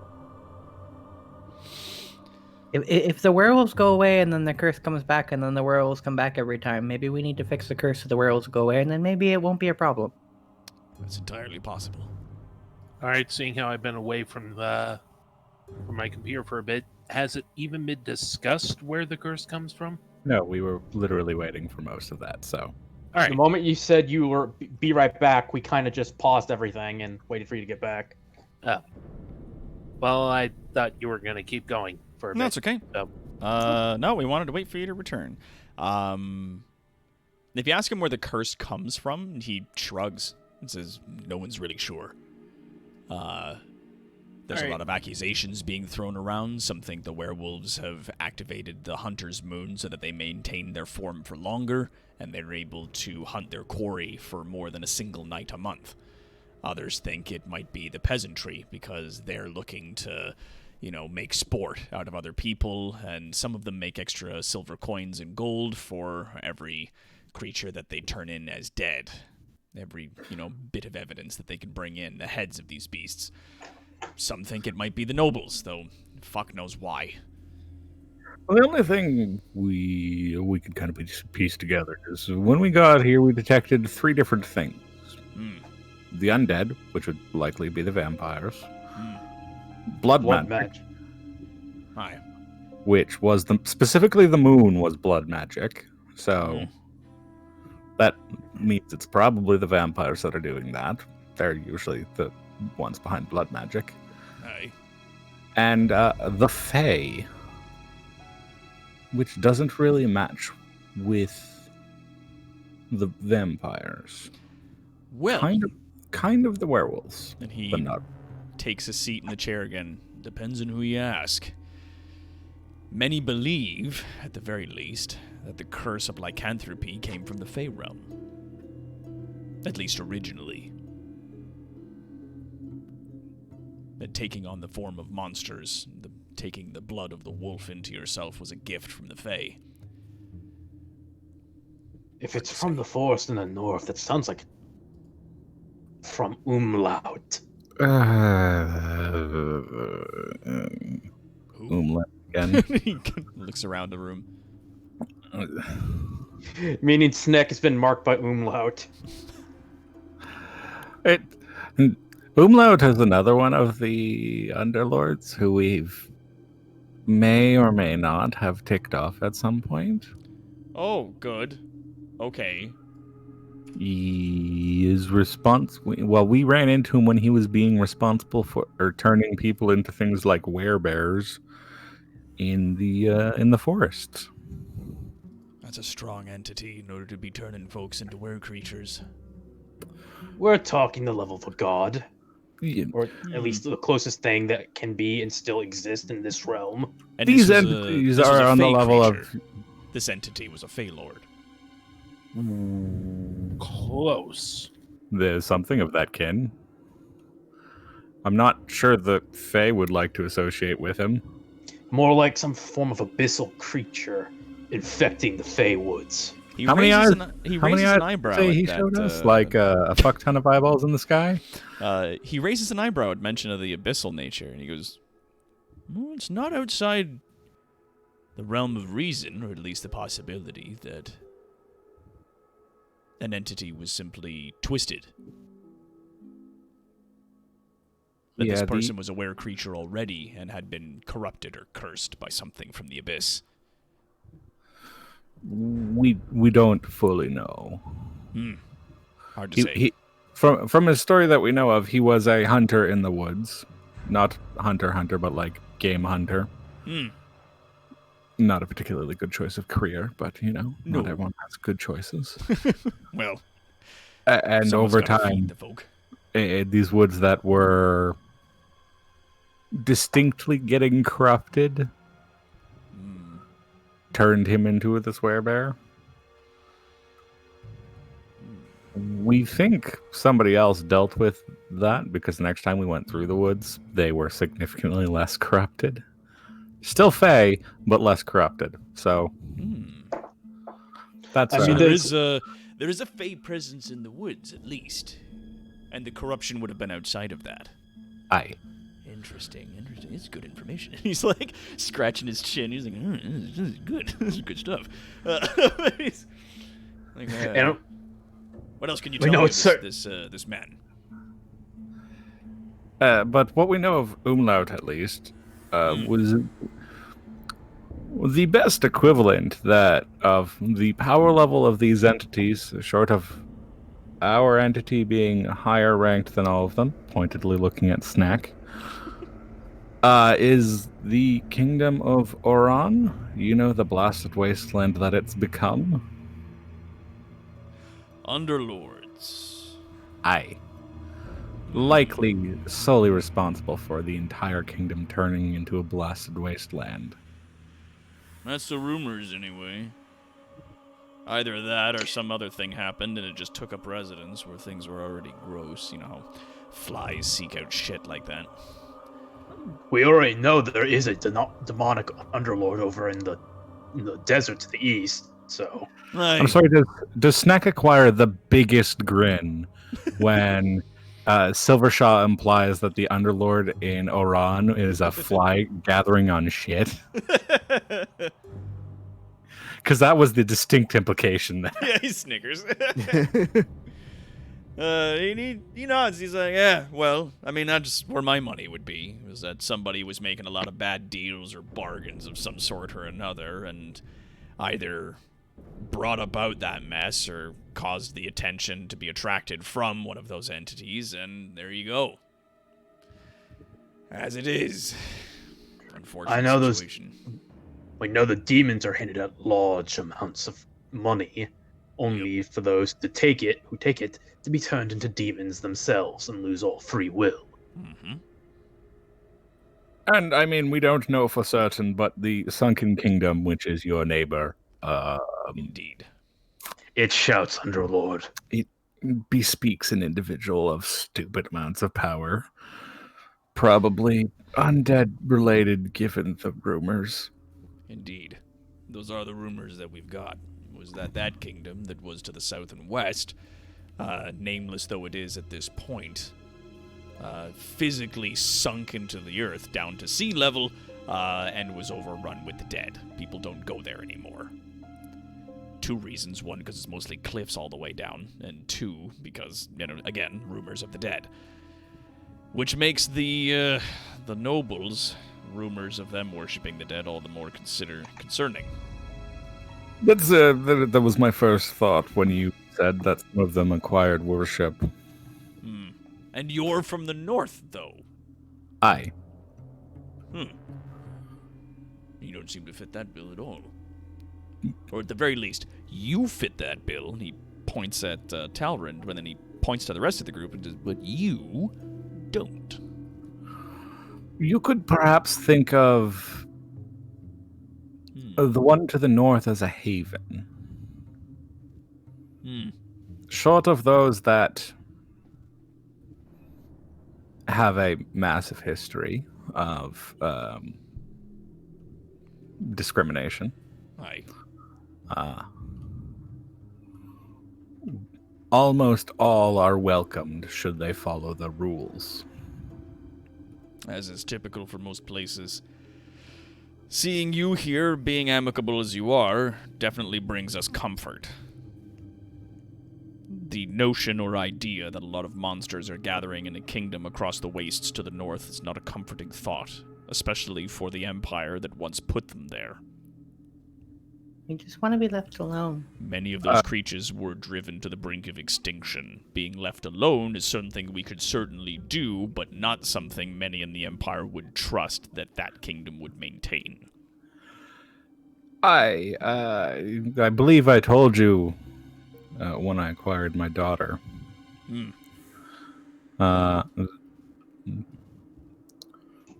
There's reasons why a lot of people flee to the north. It is meant to be a safe haven where we can live in peace. We are out hunting things like slavers and the minions of other underlords who seek to be, well, I'm going to go with assholes on this because they generally just are assholes everywhere they are. It's true. They're assholes. And we're quite certain they'd very much be preparing to declare war on us at this point. I am in a world of shit. And he nods and goes, that may all be well and good, but for the Empire who put many of your races to the brink of extinction to trust that no recompense will be taken is a difficult sell. It's a hard sell. Oh, I would never say that. Indeed. The Empire itself, as it stands, would likely have to burn before our king would be in peace with it. Yeah, and that is I the don't bit think that he has a- concerns me. However, so I don't long think he has as a you prob- continue to operate quietly and peacefully and to our benefit, honestly, on the surface, then we have no reason to come to any kind of disagreement. As I was going to say, however, the interactions we've had with Silver and Copper, where we interacted as equals, and we interacted to mutual benefit, make no exception. We profited greatly from a lot of our interactions with them, and we like to think that they profited from ours. Is something that we and our king would support. The innocent and the ones without what's the word here that I'm looking for? Sin might be the best word. Or at least those who are truly repentant, we can deal with. Our kingdom's anger is with the Empire, not with humanity. For, I mean, the king is willing to forgive those. You know my background, and as a part of the order, what I used to do. And yet, here I am, given a second chance at life, and representing the kingdom. He slowly nods. Aye. There would be those who would say that your mind is not your own. That being a creation of those people, that your words would be simply carried of their will. And that your existence would simply be a mockery in that you say you used to be a monster hunter and now you're a proud member of these kingdoms, or that kingdom in specific, that could just as well be a lie. I trust you. I'm saying that others may not so much. Absolutely. It's a hard sell, truth be told. Well, I was never trying to convince you that it wasn't a hard sell. Aye. I was actually kind of explicitly telling you it was a hard sell. Yeah. But that it was just a hard sell and not an impossibility. Well, either way, you're here now, and you're looking to get in contact with your daughter. Aye. I'll see if I can get you in contact with the person who would know more. As it is, that may be... I can't take you directly to her, not yet. I'd have to get her to agree to an audience. Is there anything you need help with? I need gestures to the air in general, like, yes, but there's not a whole lot that we could do about that, per se. At least not in this moment. If we can find a way to bring an end to this curse, so much the better. No offense to you, but if I can solve your problem of finding your daughter and then get you on your sweet and merry out of this town by the time the Hunter's Moon ends, that would be ideal. You getting involved in politics, especially on my behalf, would be dangerous for us both. True. So, we would need to work in secrecy, at least in this moment, right now. You mentioned something about the catacombs earlier. Yes, where our hideout normally would be located has been overrun, at least in this moment. Is the underground where a majority of the lycanthropes have taken up their headquarters? One could assume, were they capable, at least of the thought of making a headquarters at this moment, yes. If there are any who are living in secret, they would be living within the catacombs and tunnels that they've dug beneath the city. However, in their current state, driven mad by the moon, being stuck in their forms for too long, perhaps they've... I mean, if it is them starting this curse, they've put themselves in an ugly spot. And then that would mean that the source of this curse would be down in the catacombs somewhere. But I've not seen it. However, that being said, I have not seen all of the catacombs that they've dug and built. Even our information doesn't go that far.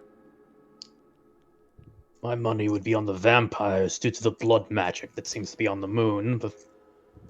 Well, you and me both, and he looks at you and he says, under normal circumstances, I'd agree with you, but it doesn't benefit them to empower their enemy. It does benefit them to drive them mad.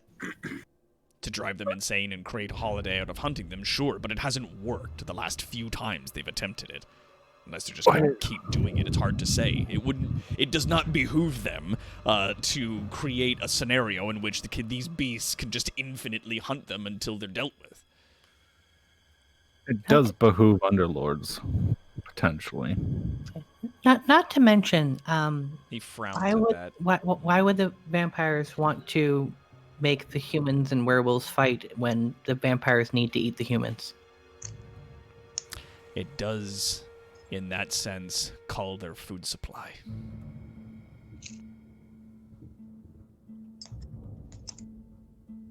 There could be, as Dalran has suggested, be a third party in this, the unknown.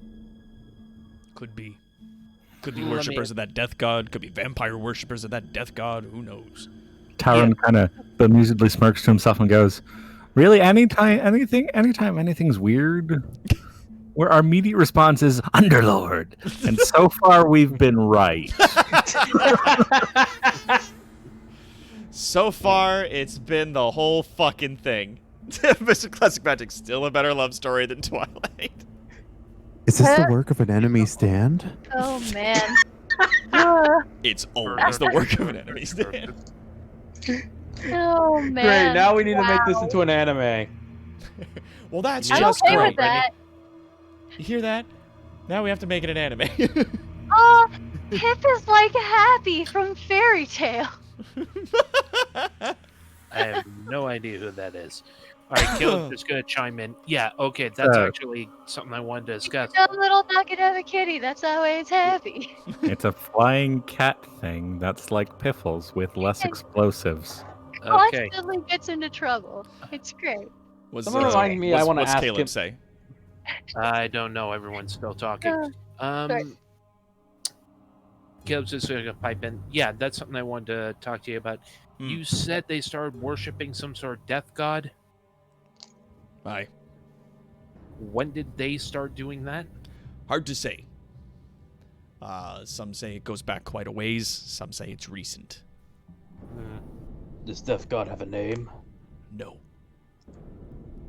Of course it wouldn't. They just know that it's an entity that is of death, and that is why some of the vampires here have taken to worship, which concerns me considering some of them are from your kingdom. All right, I've got. Certainly isn't the Black King. If they left the kingdom, I doubt they'd be worshiping him. Well, we don't know that. We But don't they- know if they're working under orders separate from you. We don't know if your king is keeping things from you, or if they're here doing this for his benefit in some way, shape, or form. I'm not pointing fingers. I'm just keeping my options open. Consult your god. If you don't think that he's involved, we don't know that for sure. All we know is that you don't think he's involved. Talron goes, "Snack." King would not turn people into monsters. I mean, I was gonna say, like, fair be is that as a statement there, little one. I think he already does. I go over to Silver Shaw and whisper in his ear, Snack there is kind of very fanatical about the Black King. That's fair. the king. Facts are facts. We have these monsters that we're trying to deal with, and we have vampires that are from your kingdom here that may be causing trouble of some sort. We don't know. That is why I was saying, Snack, consult with the king.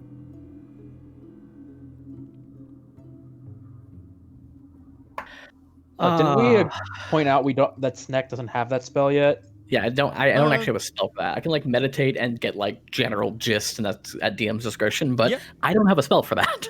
If you focus and concentrate, there have been times when you've been able to sort of reach out to feel his gaze upon you. Yeah, that's what I was referring to. Is that you, Alright. So Snack will try and do that. I think it's up to you, Doc, but I think it'd be interesting if in my attempts to do that, there's like almost interference. Well, you roll. I just mean with what's going on. I have stuff going on for that. You gotta roll. Don't worry. Oops, that's not what I have to do. That's not what I have to do. I roll 20. Well, I rolled 20 You roll a anyway. d20, and it's a 20 anyways. So you find a quiet corner to sit in, and crossing your legs and sort of like focusing hard, reaching out to the king with your mind. You do find a strange absence of his gaze upon you. The presence that you would normally feel, that sort of that safety that you would get from him being there, is not there anymore. Like it's almost like a static on a radio. you hear me now? Please hang up and Snack try can't your hear call the king again. right now. Hmm. Something's stopping Snack from hearing the king right now. something stopping you, or is he just not talking right now? Snick feels that given he's only ever done this once before, chances are that King would probably listen if he could.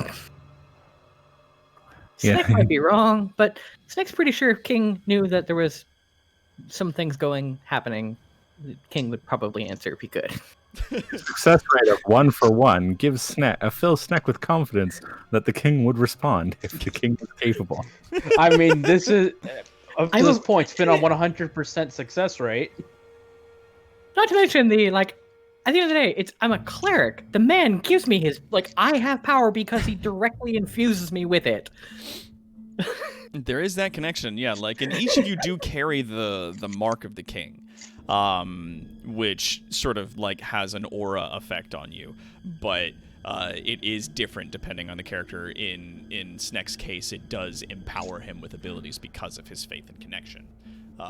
So in this particular case, though, it feels absent, muted somehow. $20 still to the thinks- cursed.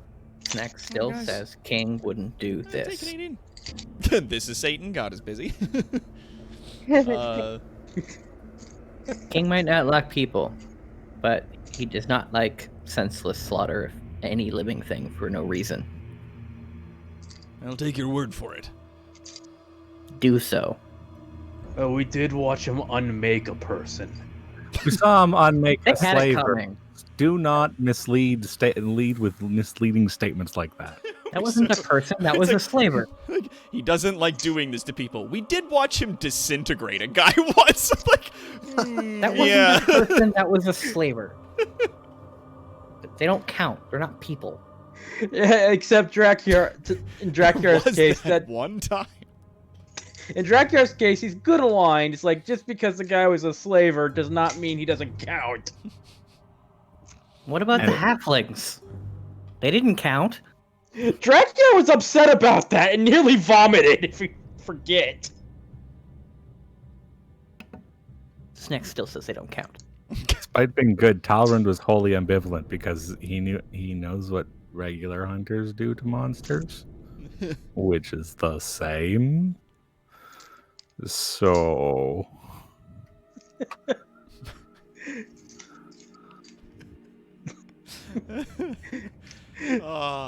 Rainer, I would almost say you are a neutral character. just to be well, he's technically a person. It's no, he was a slaver. He's a very bad person. It's well, still a person. It's super neutral statement.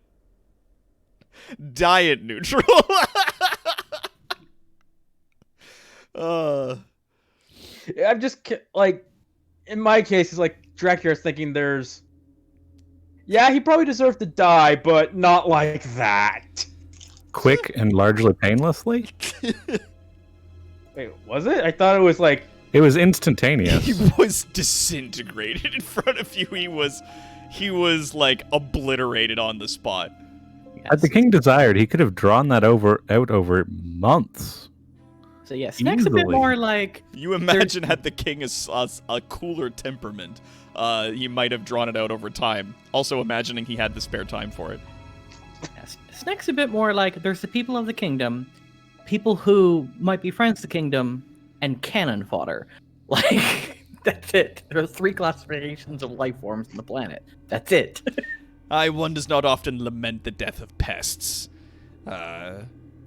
So, there it is. Now, I can get you in charge with an individual who may be able to assist you in finding out who is in current possession of your adopted daughter. Who has I would appreciate that. adopted her. As it is, it will take me some time to contact her, as she is the hunter commander. Oh. I would suggest you take that time to rest, if you are able. He gestures up to the feathers and talismans hung by strings across the roof, and he goes, "These should keep you safe. Oftentimes those beasts don't like to come into buildings on ground level anyway. Lock the doors behind me, and you should be fine. Arend does that thing where, somebody taller, kind of hugs the shorter person by pulling them closer to Snack. What? But, yes. What? Snack did something and Talrand was responding.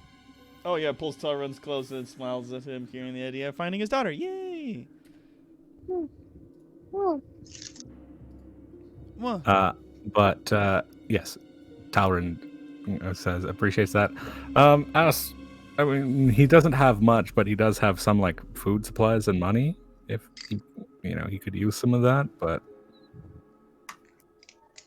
Oh no, you've been providing me with a great deal of information already. Now take that as payment enough. Plus, like I said, I can't guarantee you any specific or particular assistance in this regard, so we're just gonna have to go with what we've got, more or less. okay. Well, okay.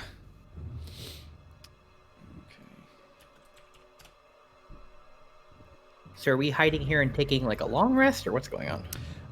Yeah, so as he gets up, then he turns to you and goes, right, so lock and bar the door behind me, keep an eye on the windows, and try not to make a lot of noise. And he turns and leaves. How will we know it's you when you get back? He, like, stops a moment before he leaves. He goes, that's a good point. And he does, like, a series of knocks on the wooden wall. And he goes, I'll knock like that. Okay. Thank you. Of course. And with that, he turns and leaves, exiting out through the door and swiftly into the street. You can see just outside the door there are still a number of people moving through the streets, peasants holding torches and pitchforks and makeshift weaponry. Talrand proceeds to lock the door. Yup. Makes you wonder when do they ever get any sleep? You kind of presume that might have been what the ringing bell was. Before Shane. we go to sleep, does anybody have any owies? I think Snack was like the only one that was injured. Did we all heal up from like falling and everything else? So I think everyone's at full health again, right? Make her up for I've- help. Yeah, I don't I've- know. I'm missing a hit die from the healing from the falling, but Yeah, I can't fix that. I'm about to get that back with a long rest. Yeah, long Yeah. rest heals most injuries. doesn't Kings it? tried to hurt me. Didn't succeed. Didn't go so hot for them. Okay. Sleepy time it is. Yips. I would point out to Snake that he might want to try curing that move curse, but I have no way of knowing that Snake has that spell prepared. Nope. And Sneck doesn't realize that would solve the problem. If that would solve the problem, yes. Dracula would just point it out to just be safe, but he doesn't know what spells Snake has prepared. Sneck is This is gonna terrible be about communicating fun. that crap.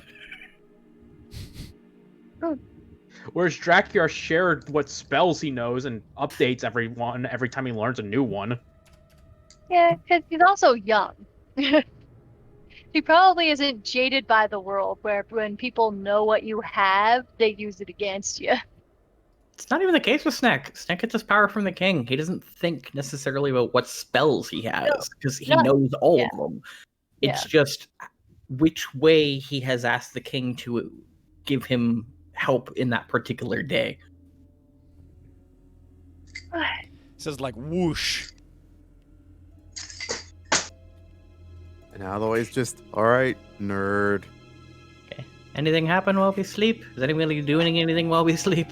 You guys all gonna take some foods, mark off foods what you can.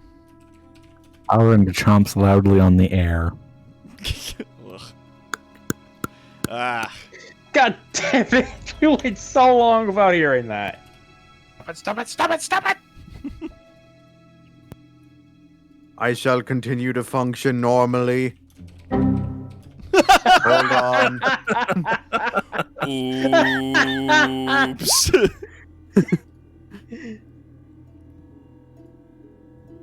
Do we hear the restarting noise? What? Do we hear the Windows XP restarting noise? Yes. There we go. Now that I actually.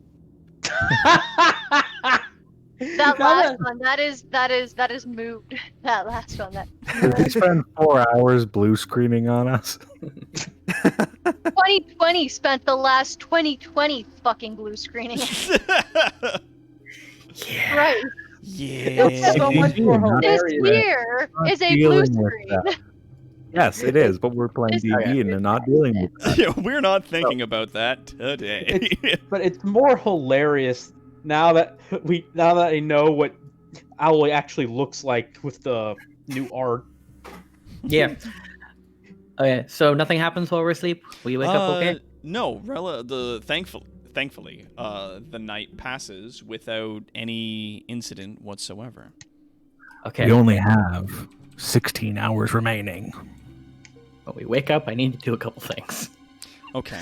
What do you do when you get up? Aid. Like spells bolster your Level allies. 3 and level 2. Level 3 and 2. Okay. And what does this do? Walk me through it. That's the extra hit point spell. Oh, and that just gives you extra HP? Yeah, Oh, so dope. everybody, so it's me, Caleb, and NB each get 10 additional hit points. And then Talrand, Alloy, and Rainer? Yes, get Here. Drakir. Sorry, yeah. Get 5 additional hit points Oh, nice. for the next 8 hours. Okay, good. And those are not temporary hit points. Those are like you physically, technically have 10 additional hit points. I mean, I know that, but I mark them as temporary anyway, so I know which ones. Yeah, it's the only reason I clarify is because if you get knocked below that level, I can technically heal you back up into these hit points for these 8 hours. Mm-hmm. Whereas temporary hit points are just poof. Okay, good. So for that time, you do possess that extra HP.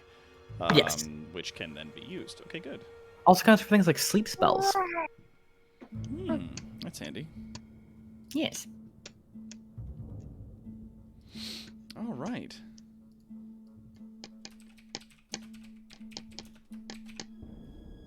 I mean, so if we take the full long rest, that does mean I get my spells back. That's good. Let's go like that. And which? Oh yeah, you do have all of your spells back, which is very advantageous for you, all things considered. Let's go to monkey. Looks good. Let's go to there. Excellent. No, that's a bit. No, it works technically. All right. So, it does take some time, but after a good few hours, eventually, Silvershaw does return. After you guys awaken, there's like a good hour and a bit, and then he trundles back up to the door and performs his knock. Talrand opens the door for him.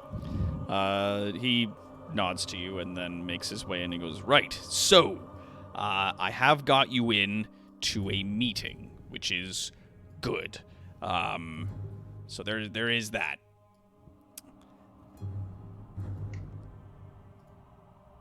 Is there a bad side to this? I'm sensing a butt. But there is a bit of a complication, as it were. You will be meeting with this individual, though she is a little less impressed, obviously, by your kind. So we are going to need to walk on eggshells just a little bit. I am attempting to ensure her that Your continued existence and presence here with us is required. Yes, it is beneficial to everybody that you continue to be here. What can we say or do to reconfirm that with her when we get there? Well, just the usual. Keep your nose clean. Just did things like that. Just Nobody mentioned the jerky. I do not have a nose. Talrand looks at Snack and Piffles. Do not bring up the jerky. I will give you a full bar of granola if you do not mention the jerky. But it's my own homemade recipe that my mom taught me. I will give you granola. A bar of it. I have a filter. I do not know if it will work. I will try. Remember, it is a granola-powered filter. But I also already have some. It will be an entire another bar you can eat by yourself, just for funsies. How many bugs are in it? It was the freshly made stuff, so it has had a really lot of bugs. Is it the crunchy or the smushy? I will give you the choice of all 4 of them. You can choose the best one. Okay, I do my best. I will also help you look for mushrooms on the way back home. I said do this. I cannot control everything. I am but one goblin. Sometimes I get a distract. We're trying to keep you focused here, that is all. Positive reinforcement is no. Aw. I'm sorry, it's just the idea of Piff saying positive reinforcement funny to me.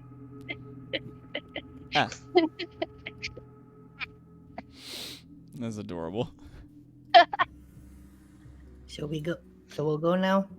Pip is like a 5-year-old that wants to try real hard, but she also has like ADD and like cannot focus on anything ever. You've seen how many things she puts in her mouth.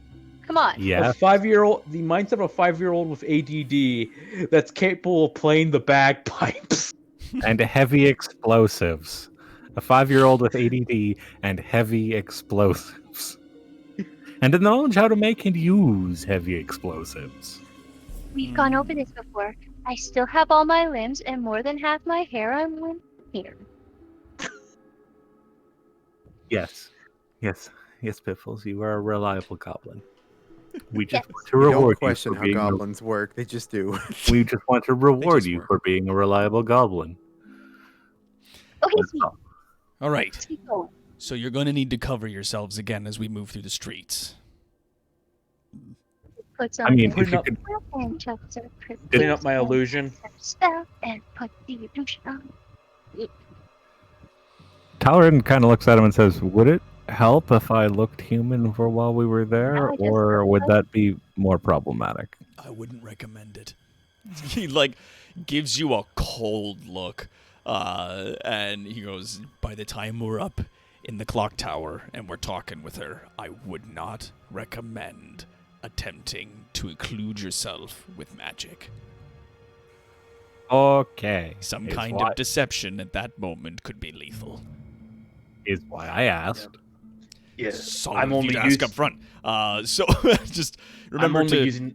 cover your faces and whatnot. And if you are using your illusions, then just use them in the streets. Yes, Yeah, that was my only intention. of course. Good. And so you cast the minor illusion and hide your form into that of I'm guessing like a musty peasant.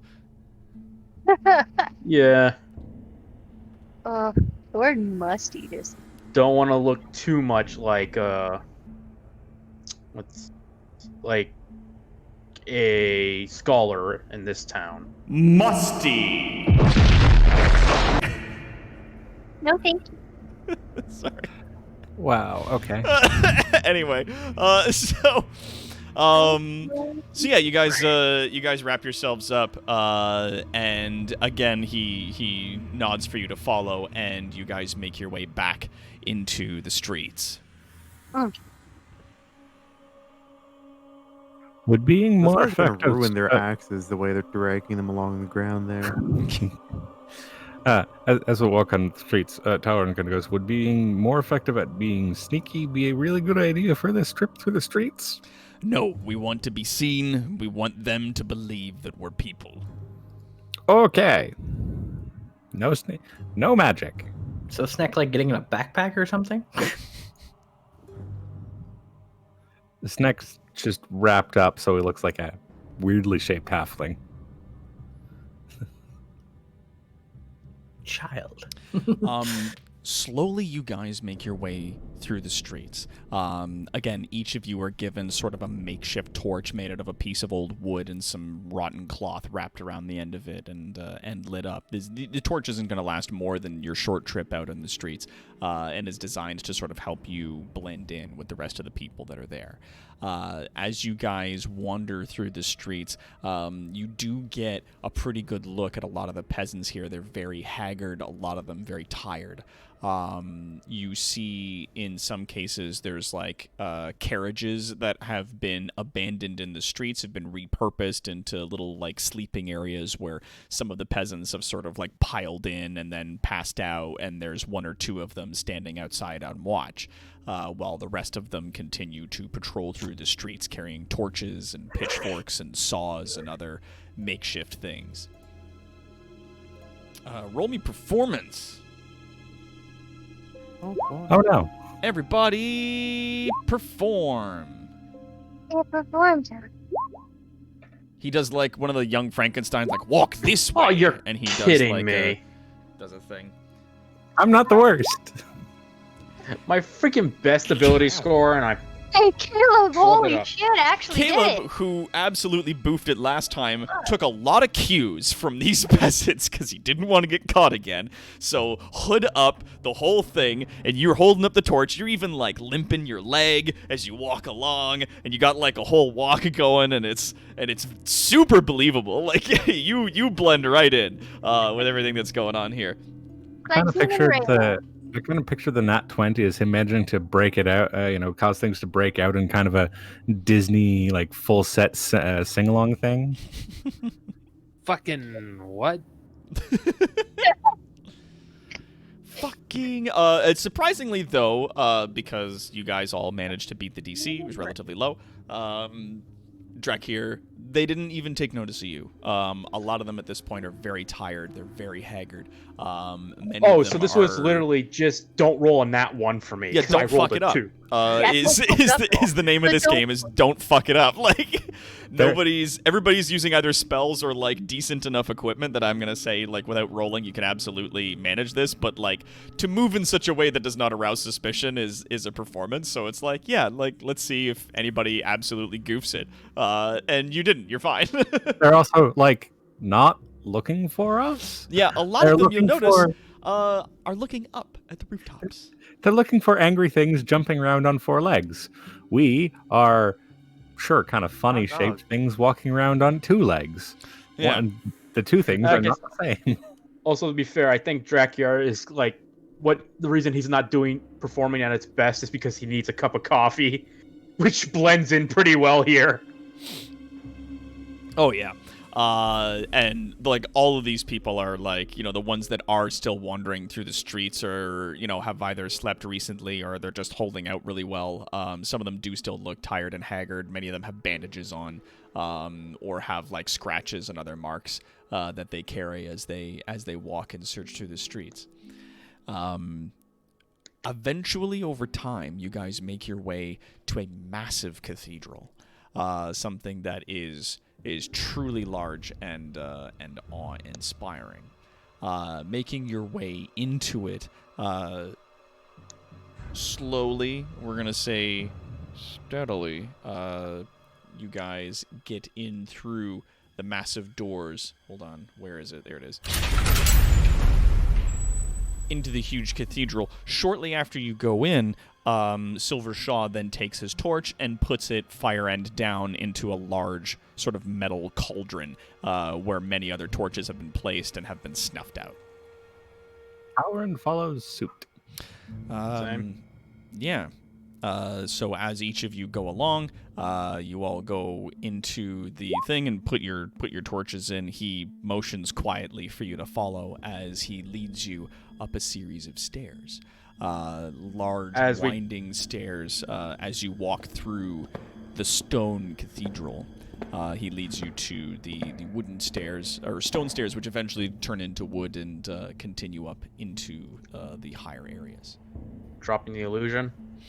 Yeah, so as you get into the winding staircases, you drop, and he does then take you into the bell tower, where there appears to be a, like, almost church-sized attic space that not only has the clock on the far end that you can see the mechanism for on the inside, which does not appear to be moving, but you can also see that there are like a series of desks and candles, many shelves where there's an assortment of weapons and alchemy benches and any number of strange things. Seated on a singular chair in the center of the room at the far end, just beneath the clock, is a singular figure.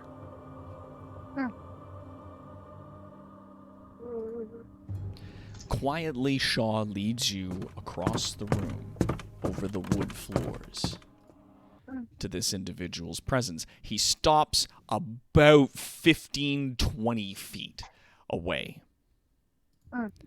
And he calls out, "Lady Maria."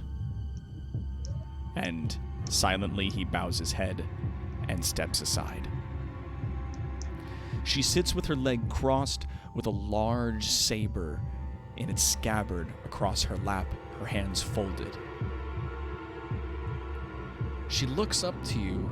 Her skin is this porcelain ivory, like she is fair beyond comparison. She has white hair, and she definitely has, at least for anybody that wants to roll intent,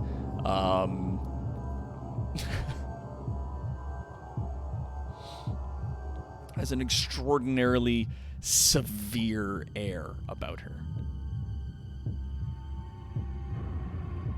You mean insight? That's the one. Insight. So we're all rolling. Yeah, if you guys want to all roll insight. Oh, okay.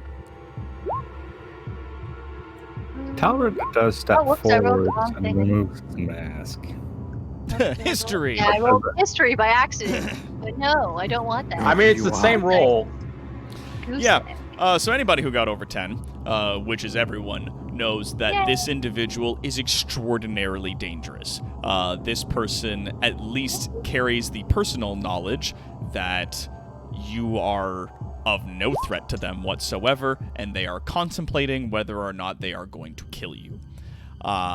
She eyes each of you in severity. Talrand, you say you remove your mask. And perform a little head bow. Yeah, she doesn't return the bow, but she does fix her gaze on you. And without looking away from you guys, she goes, "So this is the rabble that you have brought to me? This group of monsters that you say are here to help?"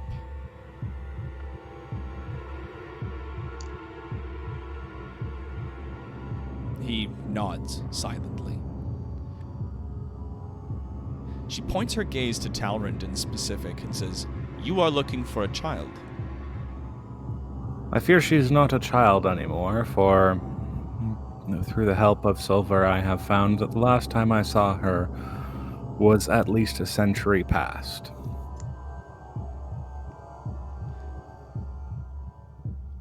So she has the gift. She was a vampire when I knew her, yes. And now she has come to reside within our city of Aldorth here. And you wish to do what, exactly? I wish to find my daughter and bring her to a safe place. And if she is no longer your daughter, if she is happily taken in by another family,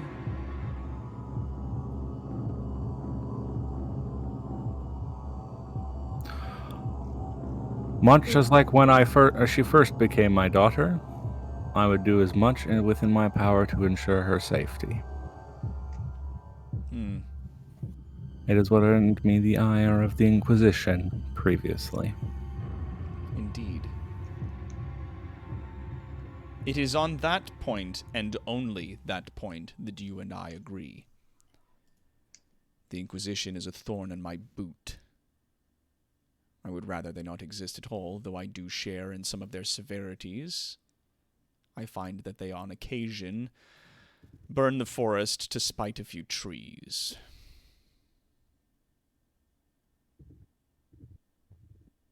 On that, I'm very much aware. Talon doesn't have a lot of body language, being, not having twitchy muscles actually driving things. Okay. But talking about the Inquisition, you can definitely see unrest within his body language about anger. Yeah, there's definitely, it definitely rustles his bones a bit. A flick of fire in his eyes. So to speak. Yeah. The fire becomes deeper and darker than you could think that fire could be. Turns into that whole thing. Yeah, so she nods and then turns to the rest of the group. And what is your stake in this business? His friend. The rest of us are here simply to help our comrade. We've mostly finished our official business down here. We are simply doing a few side things on our way back. Finished your business, you say? There was a group of infernal slavers in the ruins of Oran. There was, being the operative word. Silver tells me you're quite good at making destruction of other civilizations on the surface. The Only fact the that it bad happens ones. to be one that I disagree with works to your favor, but I cannot be certain that that is the only thing that you get up to. To be fair, the local noble did supply us with the tools in which we destroyed the facility. Lord Kalendros is a womanizer and an alcoholic. At best, he parties far too much.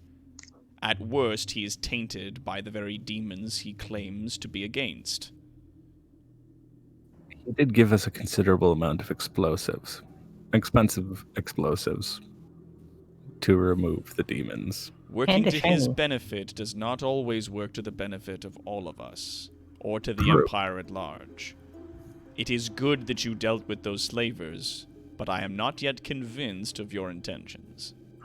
In other places where we have no quarrel, we pass without a trace. For we passed through. Let's look up the name of that town real quick. Abraniel Abraniel. with nary a whisper, other than to. Talrand turns to Silver and gives a raised eyebrow. Like as much as one can. He sort of shakes his head no very subtly.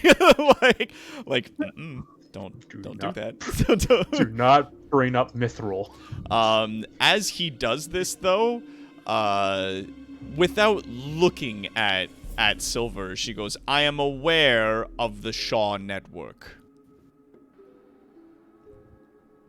I'm aware that they took you in and they moved you out.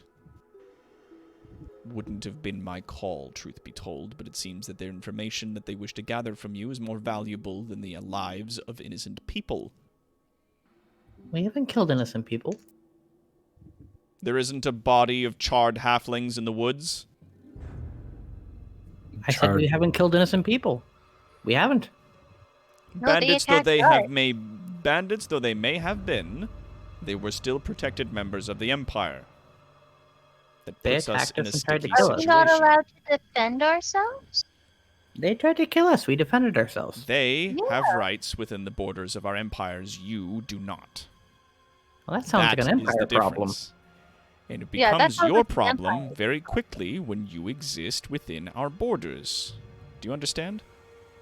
Life is True, life. and most of our time here is trying to make others of our kind, which don't have rights within your borders, out of them. And upon this, I enjoy your presence. You are taking more of your kind and moving them elsewhere. I would be just as happy to deal with them permanently, but having them moved to another place, while it does get rid of them, also presents a threat that they may once band together and we could see ourselves in a second war. I don't like this. I will not deny it as a possibility. But trying to kill them all ensures it.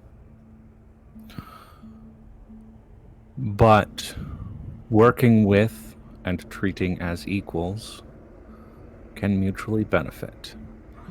For much as I mentioned our passings with, mentioned our passings with Kalendros, while he is the first of the Empire's leaders we have really dealt with and garnered mutual benefit with, we do not necessarily wish for it to be the last, because we wish the errant slaughter of innocents no more than anyone else should. I will take your word for that, for as much as it counts.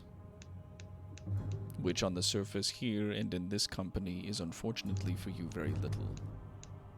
That being said, in that moment, she is cut off very briefly by a werewolf, quite large, wearing a coat, ragged and rabid, much like the ones you've seen in the past, just like covered in molted hair and bloody patches and disgusting flesh, leaps in through the window, diving straight for her seat, in what you would describe as almost impossibly fast.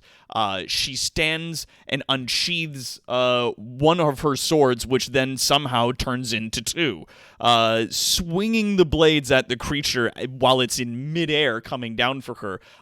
Streaks of blood come off of these blades and ignite in a whirlwind of fire.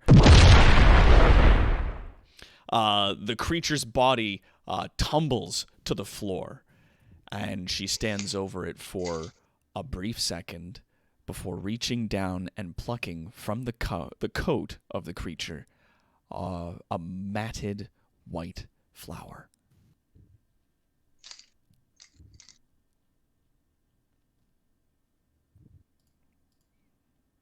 She stands silent, holding this flower.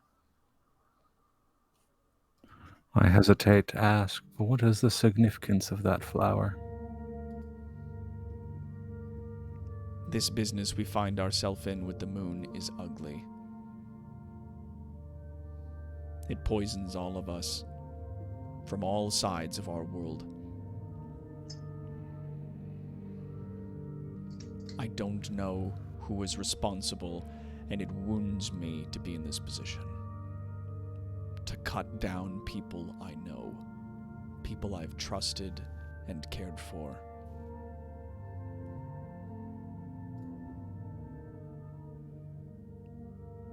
With a small motion, she jerks her sword to the side, and the remaining blood on it leaps from the blade, leaving the blade silver and clean, an almost immaculate nature.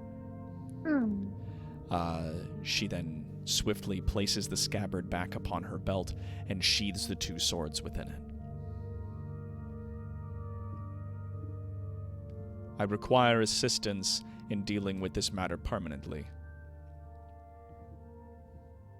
You are in a unique position that, should you fail, you may be dealt with swiftly and I will have plausible deniability. My hands are tied. I cannot enter into the spaces where I need investigation. were you to help me, I will ensure for you a meeting with your so-called daughter.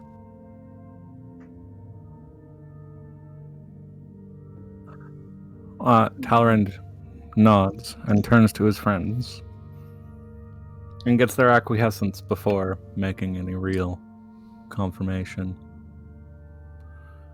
Will you follow me on this, my friends? She's your daughter. That settles it. Of Yeah, course. we're with you, man. Alloy's just gonna silently Friend? nod. We wouldn't want to leave this city in this state as it is alone. And you will, at the very least, let me know the fate of my daughter. Quietly, Yep. she places the flower back upon the jacket of the dead creature, slowly moves and sits back in her chair, crosses her leg, and puts her sword back upon her lap. Steel yourselves. From here, things will become a bit difficult for you. But should you survive, and should you succeed, then safe passage out of this city and the information that you require and the presence of your child shall be ensured. Where do you need investigated? And on that, we'll call game for the night. I knew it. Shazam. Good timing. It's good timing. All right. Huzzah! So you guys have come into contact with Lady Maria. The captain of the Hunter's And Order. Sneck has come down with a very. And Sneck has come down with a mild case of lycanthropy. Better Oh, yet, we survived our contact with Lady Maria. Yes, you did. Nobody said or did anything tremendously stupid, so you didn't die. Close. That picture was reserved for an entirely different scenario should somebody have seriously fucked up. I was gonna offer her granola. That probably wouldn't have gone over well. No, that would have got you negatives on that one. I had like a little score going on based on what people were saying and how they reacted to see how everyone was doing. So you did good. You guys did great. All right. Huzzah! You get some sleep Alright. because Terra Baby will be up early. Oh. Talrand does not hide the truth. Except I get to sleep in tomorrow. Oh, thank you for the $5, Mr. MR Classic Magic. Classic Magic donated 5 Canadian dollars. Party I would game like to ask wherever. Goss if you're willing to share a bit of the Party man game behind the wherever. machine. Yeah. Was it a positive that Talrand told the truth? Yeah. Like, this is a person who was inciting the fuck out of you the entire time that you guys were there. And her, like, just a little bit man behind the curtains here. Like, her as well as Shaw have means by which to detect magic. So, like, using illusionary magics and things like that in her presence would have been an immediate bad thing. And telling the truth to the leader of the Order of Monster Hunters, a person who probably has insight like fucking bananas, was a good move. Because, like, obviously, it's one of these situations where it's like you are telling the truth or you think you are telling the truth. And that's enough. Like, as far as you believe you're telling the truth in this scenario. And that is what she needs to hear. She needs to hear that as agents of our entity, we truly believe that peace is not an impossibility. Precisely. Hard, yes, not impossible. Yeah, like it's a hard go, but it's not impossible. And at this point, she sees you guys as an opportunity to end this situation for good. As she said, that there's places that she needs you to investigate that she herself cannot be present in. Because of her station, her hands are tied politically with regards to where she can go. If you go in and solve this problem, then not only will you be allowed to leave this place alive, betraying her nature a considerable bit, you can imagine, but will also allow you an audience with your daughter.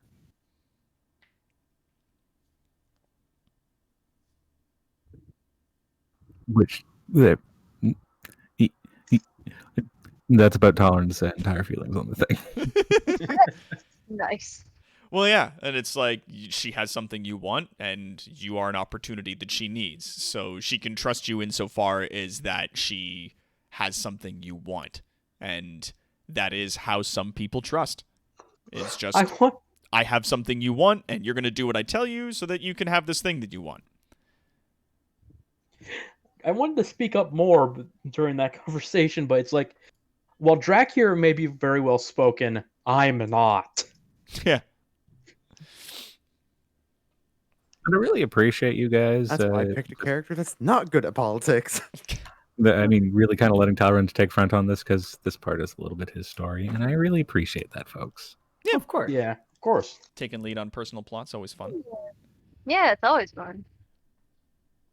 I mean, we'll each get our own turns later on. Yes. Snex is ongoing. The Snex is an ongoing struggle. Snex doesn't have a personal story. His existence causes enough problem. How many underlords can he piss off? Yeah, I was gonna say, like, Sneck absolutely has personal plot. It's just different. Not directly, Like, it's not It's directly tied- related to a person or a thing. It's directly related to the king and the Campaign, king's yeah. will. Basically, his also personal turning story is into a tied to the weapon. main plot. Yeah, like Sneck just kind of works. His personal story is basically just tied to the campaign world, and I'm okay with that. I like this, much as it's going to get him one day killed. Yee. I'm funny that Doc does not deny that. Ma.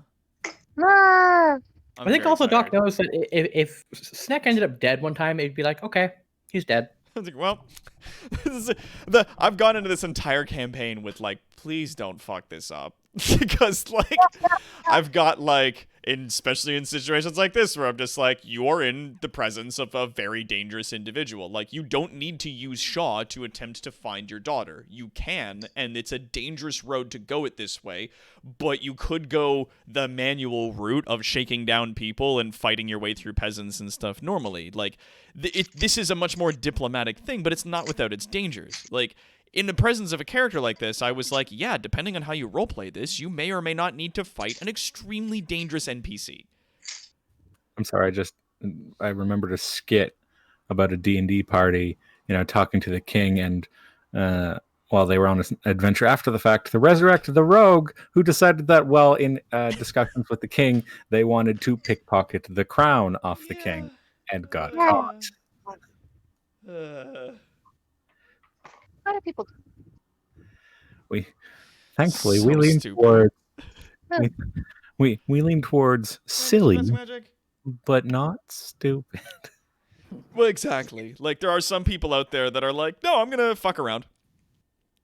I Like get the the fucking feeling- the people we had in on the A team. It's just like, no, I'm gonna fly around and start like tasting things that the alchemist is working on in his or the enchanter is working on in his fucking magic shop. And it's like, okay, you taste a thing that is lethal. Like, you put lethal paste in your mouth and you die. They're like, you oh, failed your Constitution save. well, yeah, because I was like, specifically, like, he has these mushrooms and he's grinding them into a paste in the mortar and pestle when you come in. And it's just like, yeah, I walk up and I taste that stuff. I'm like, you shit yourself to death. That was the brown alert mushroom that they sold. The other party sold him. Like, you said, like, Yeah. the B Yeah, team yeah. knew watching what was happening. And I was like, this is, like, if you fuck around, good things could happen. Bad things could also happen. Like, I'm not the kind of DM that 100% just rewards people for fucking about. So, Oh yeah, it's like I've said, like if Sneck does something and ends up dead, it'll be okay. Sneck's dead. yeah. Like, Well, I mean, in this At case, some point, it would be nice to roll up another character, but until then, Sneck's dead. I mean, it might very well result in another of the skeletal group joining. it's true. Yeah, 'Cause something I'm like. dead, Snack. Skeletal Snack, he'd be like one of the dry bones. I Are was you about to say- kidding? Sneck would love being a fucking undead for the king. He'd be I dry was gonna bones. say, like, at this point, I feel like the king would be relatively happy to resurrect any of the currently living as undead because we have contributed not insignificantly to the kingdom. Yeah, you guys have brought a lot of folks in, living and dead, which has been very good. So, the irony, of course, being Snick would be perfectly happy dying if it meant he got to come back by the king's graces. Because he's wired like that. You know how he be. He'd be like, oh my god, oh my god, oh my god, oh my god, the king is magic directly on me, this is awesome. You died. Yeah, but the king brought me back. You died. He died. I got better. Not really. Dracula, No, I you did didn't. it before. Now I'm undead. you'd probably have to do a lot of convincing for Dracula to come back. He would, just because he would not want to have to hear it from his mom. Snick would come back if the king just King wanted him to. calls up Dracula. Would you like to come back alive? Have you got my mother to promise she won't murder me? Has my mother died of old age? No? Nah, call me back in 100 years. Yeah. The only thing he fears more than the godlike entity is his mother. Fucking Dracula's mother. Smart man. Oh, man. All right, so we have ourselves a wonderful raffle going on here today, as per usual. We have 2 games that we're going to be going on to. First is a game called Broken Sword 5, The Serpent's Curse. From the multi-award-winning Revolution Software comes the latest explosive episode in this classic series, playing as the intrepid American George Staubert and sassy French journalist Nico Collard. You find yourself on the trail of a stolen painting and a murderous conspiracy. It is one of those point-and-click adventure games, but it does have considerably better graphics than you're used to, with more than a little sneaking about and adventure and combat and other stuff. This is indeed the famous game where the guy gets headbutted in the crotch by the goat repeatedly if you don't deal with the goat somehow. So that is this game, if you guys are interested in learning more about. That's actually fantastic. It's multiple games in this series. Even so, this is one of those games. And yeah, so more than a little danger and an intrepid adventure. Here, let's play the video. Oh, wait, does the sound? Yeah, the sound needs to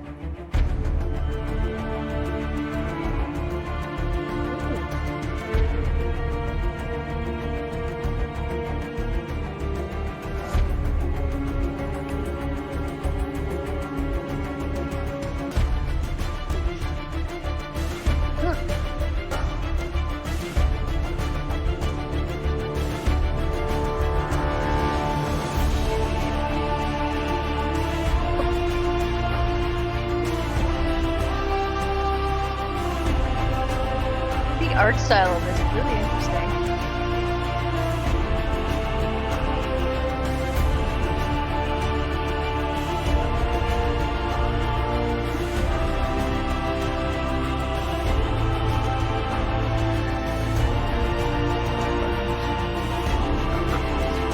Right? But it's yeah, I don't get it. Reminds me a lot of Archer. The art style reminds me of the Dragon Prince. Yeah, with the cel-shaded characters. The animation stuff. There it is! Yay! He got hit by the goat! Yeah! Yay! He did it! 10 out of 10, everybody. He did the thing! He did it! Yeah! Broken Sword 5, The Serpent's Curse. So that is our first game that we got going on today. And the second game we have going on is a game called Shadows Awakening. Shadows Awakening is a unique isometric single-player RPG with real-time tactical combat. You embark on an epic adventure with challenging gameplay, a gripping storyline, and enchanting graphics. From what I can tell, it's isometric single-player RPG is very similar to Diablo, in the sense that it's like one of them top-down sort of adventures where you run about and fight monsters. Let's have a look at the trailer. A demon stalks valleys, shrouded in dusk.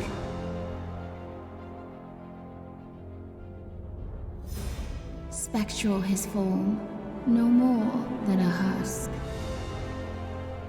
Graphics in this look fucking dope. On a quest to consume There's a lot of the spiders though. souls that he covets. The power he takes. a master Oh, of puppets. spiders.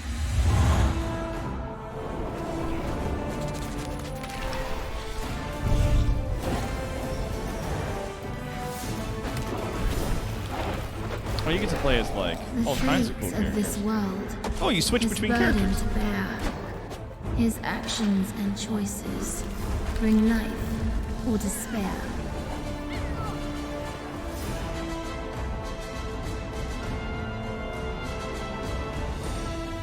He fears no man, no god or crown, for there are no strings to hold him down.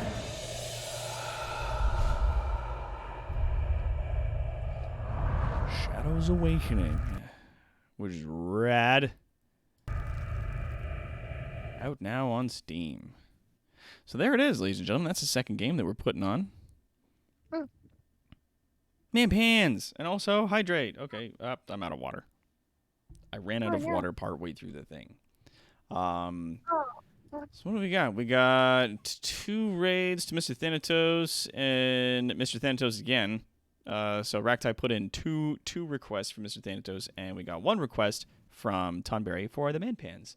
So we'll see who's winning by the end, if we'll choose that. So,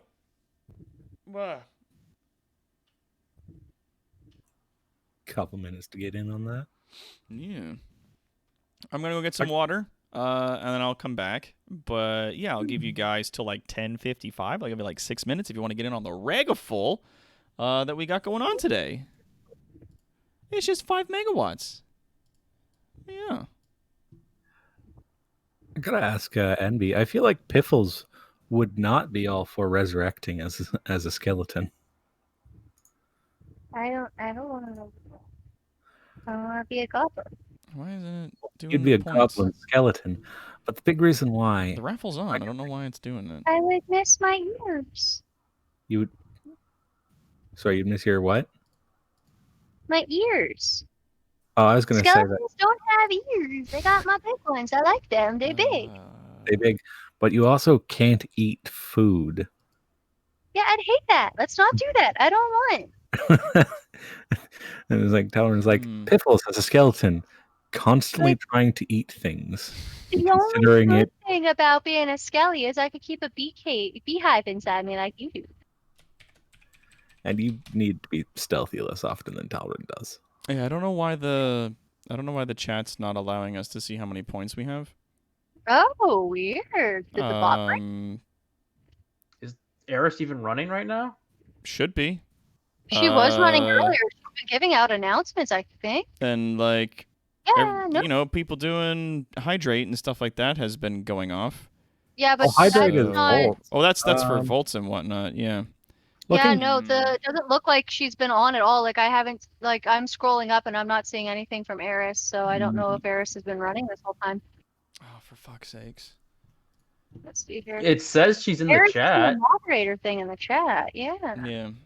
She's in the Hang chat, on, let but me try she might doing be. a stab and see what happens. You know, she's not Yeah, responding Eris to me. is busted. Oh, for Yeah. fuck's Maybe sake. you need Might to reconnect. might not have a raffle no. tonight. Somewhere. Because it might be just fully broken. Maybe you need to like disconnect it and reconnect it to the chat. Let's try that. Click. Yeah. And then... No, then you turn back on, though, when I click. There you go. Eris is like, give me a fucking day off. Click. Yeah, and then back on. Cool. Yes. Okay. Nope. Turning it off and on again doesn't seem to do anything. Oh no. Someone call our local assortment of unicorns. Well, no, it's busted. It might be a problem on their end over at Cloudbot. So Yeah, it could be, honestly. like Streamlabs might be having an issue. It might not be a Twitch problem, or it Well- could be. It Oh, seems, like their servers are. yeah, like the servers Yeah. might be fucked or something like that. Like I don't, Yeah, I don't Streamlabs know. is kind of a nugget anyway. Here it is. Yeah,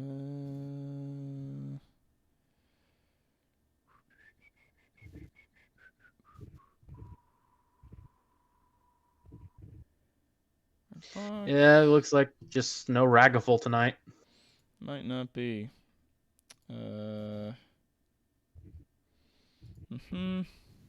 Mark Green, both inside Streamlabs as well as online via the website.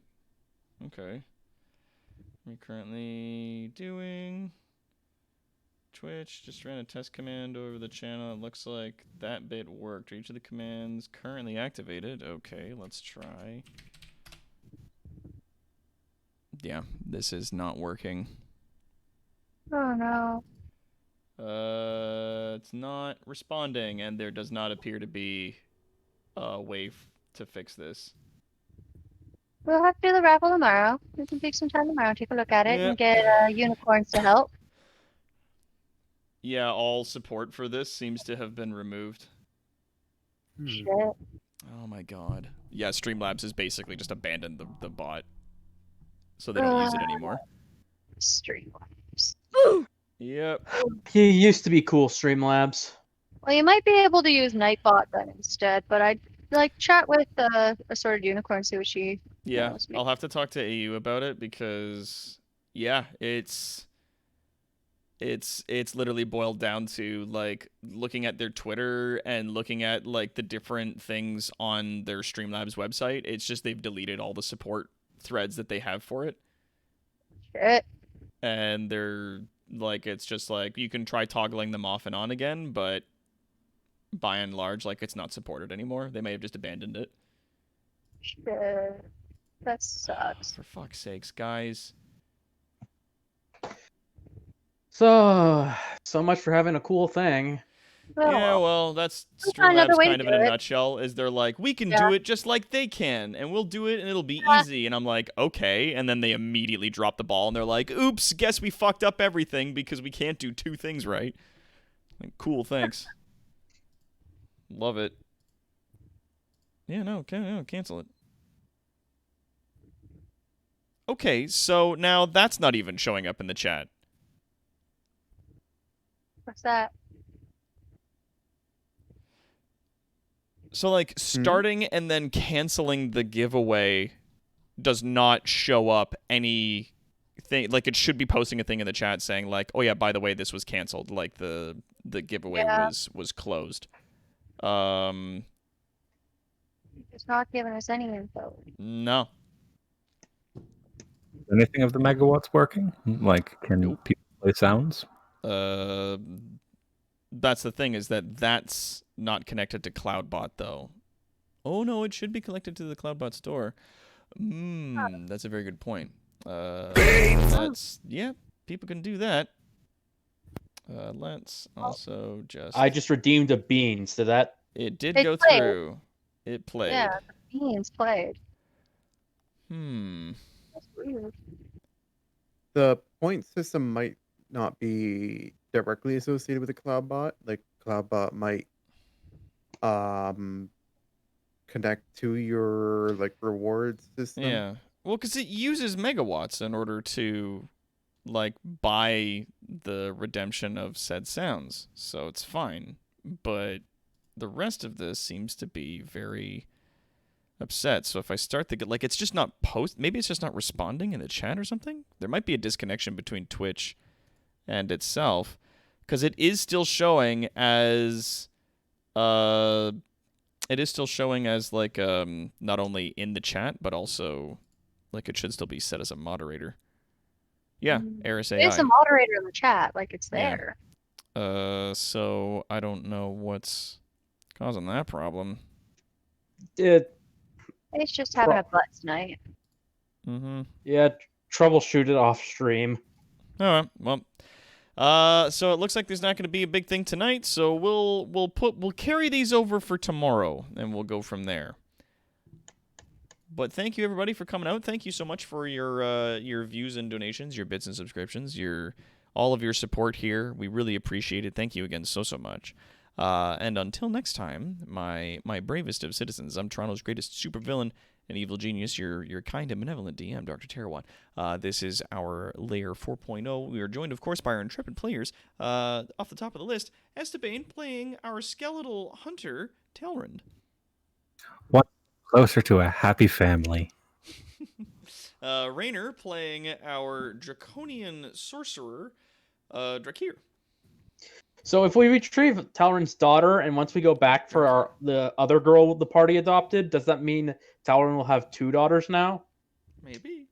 And we've got Keldaka Gray playing our kobold cleric, Snick. Snack is where, Corky? And we've got Quad playing Alloy, our warforged warrior. What if I get lycanthrope? Can I be I'm pretty sure you're some immune. sort of war? Why Where would you crush my dreams? Aware toaster. He And we turns got into a self-crescent. human on the full moon and doesn't know what to do without his exoskeleton. Oh no! What he turns into is one of those little like 90s little like toy dog things, you know, like the- Yeah. Bark, bark, bark, does a little backflip. Yep. I And love it. of course, You we've can got plug your iPod Palantir into me. playing Caleb, our Air Genasi rogue. Play there? he might have there. gone. He might have left. He might have left. What? What? Sounds like, Oh, there he is. sounds like he fell asleep. What? All right. And Very last but late. certainly not least, Very we sleepy. have NB Rex playing Piffles, our Goblin Bard. Oh, What was that? I said I didn't get us dead. That's right. You didn't kill everybody.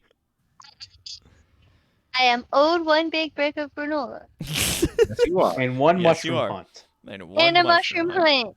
Yes. Yes. And we will see you all Yes. again tomorrow on our next live stream.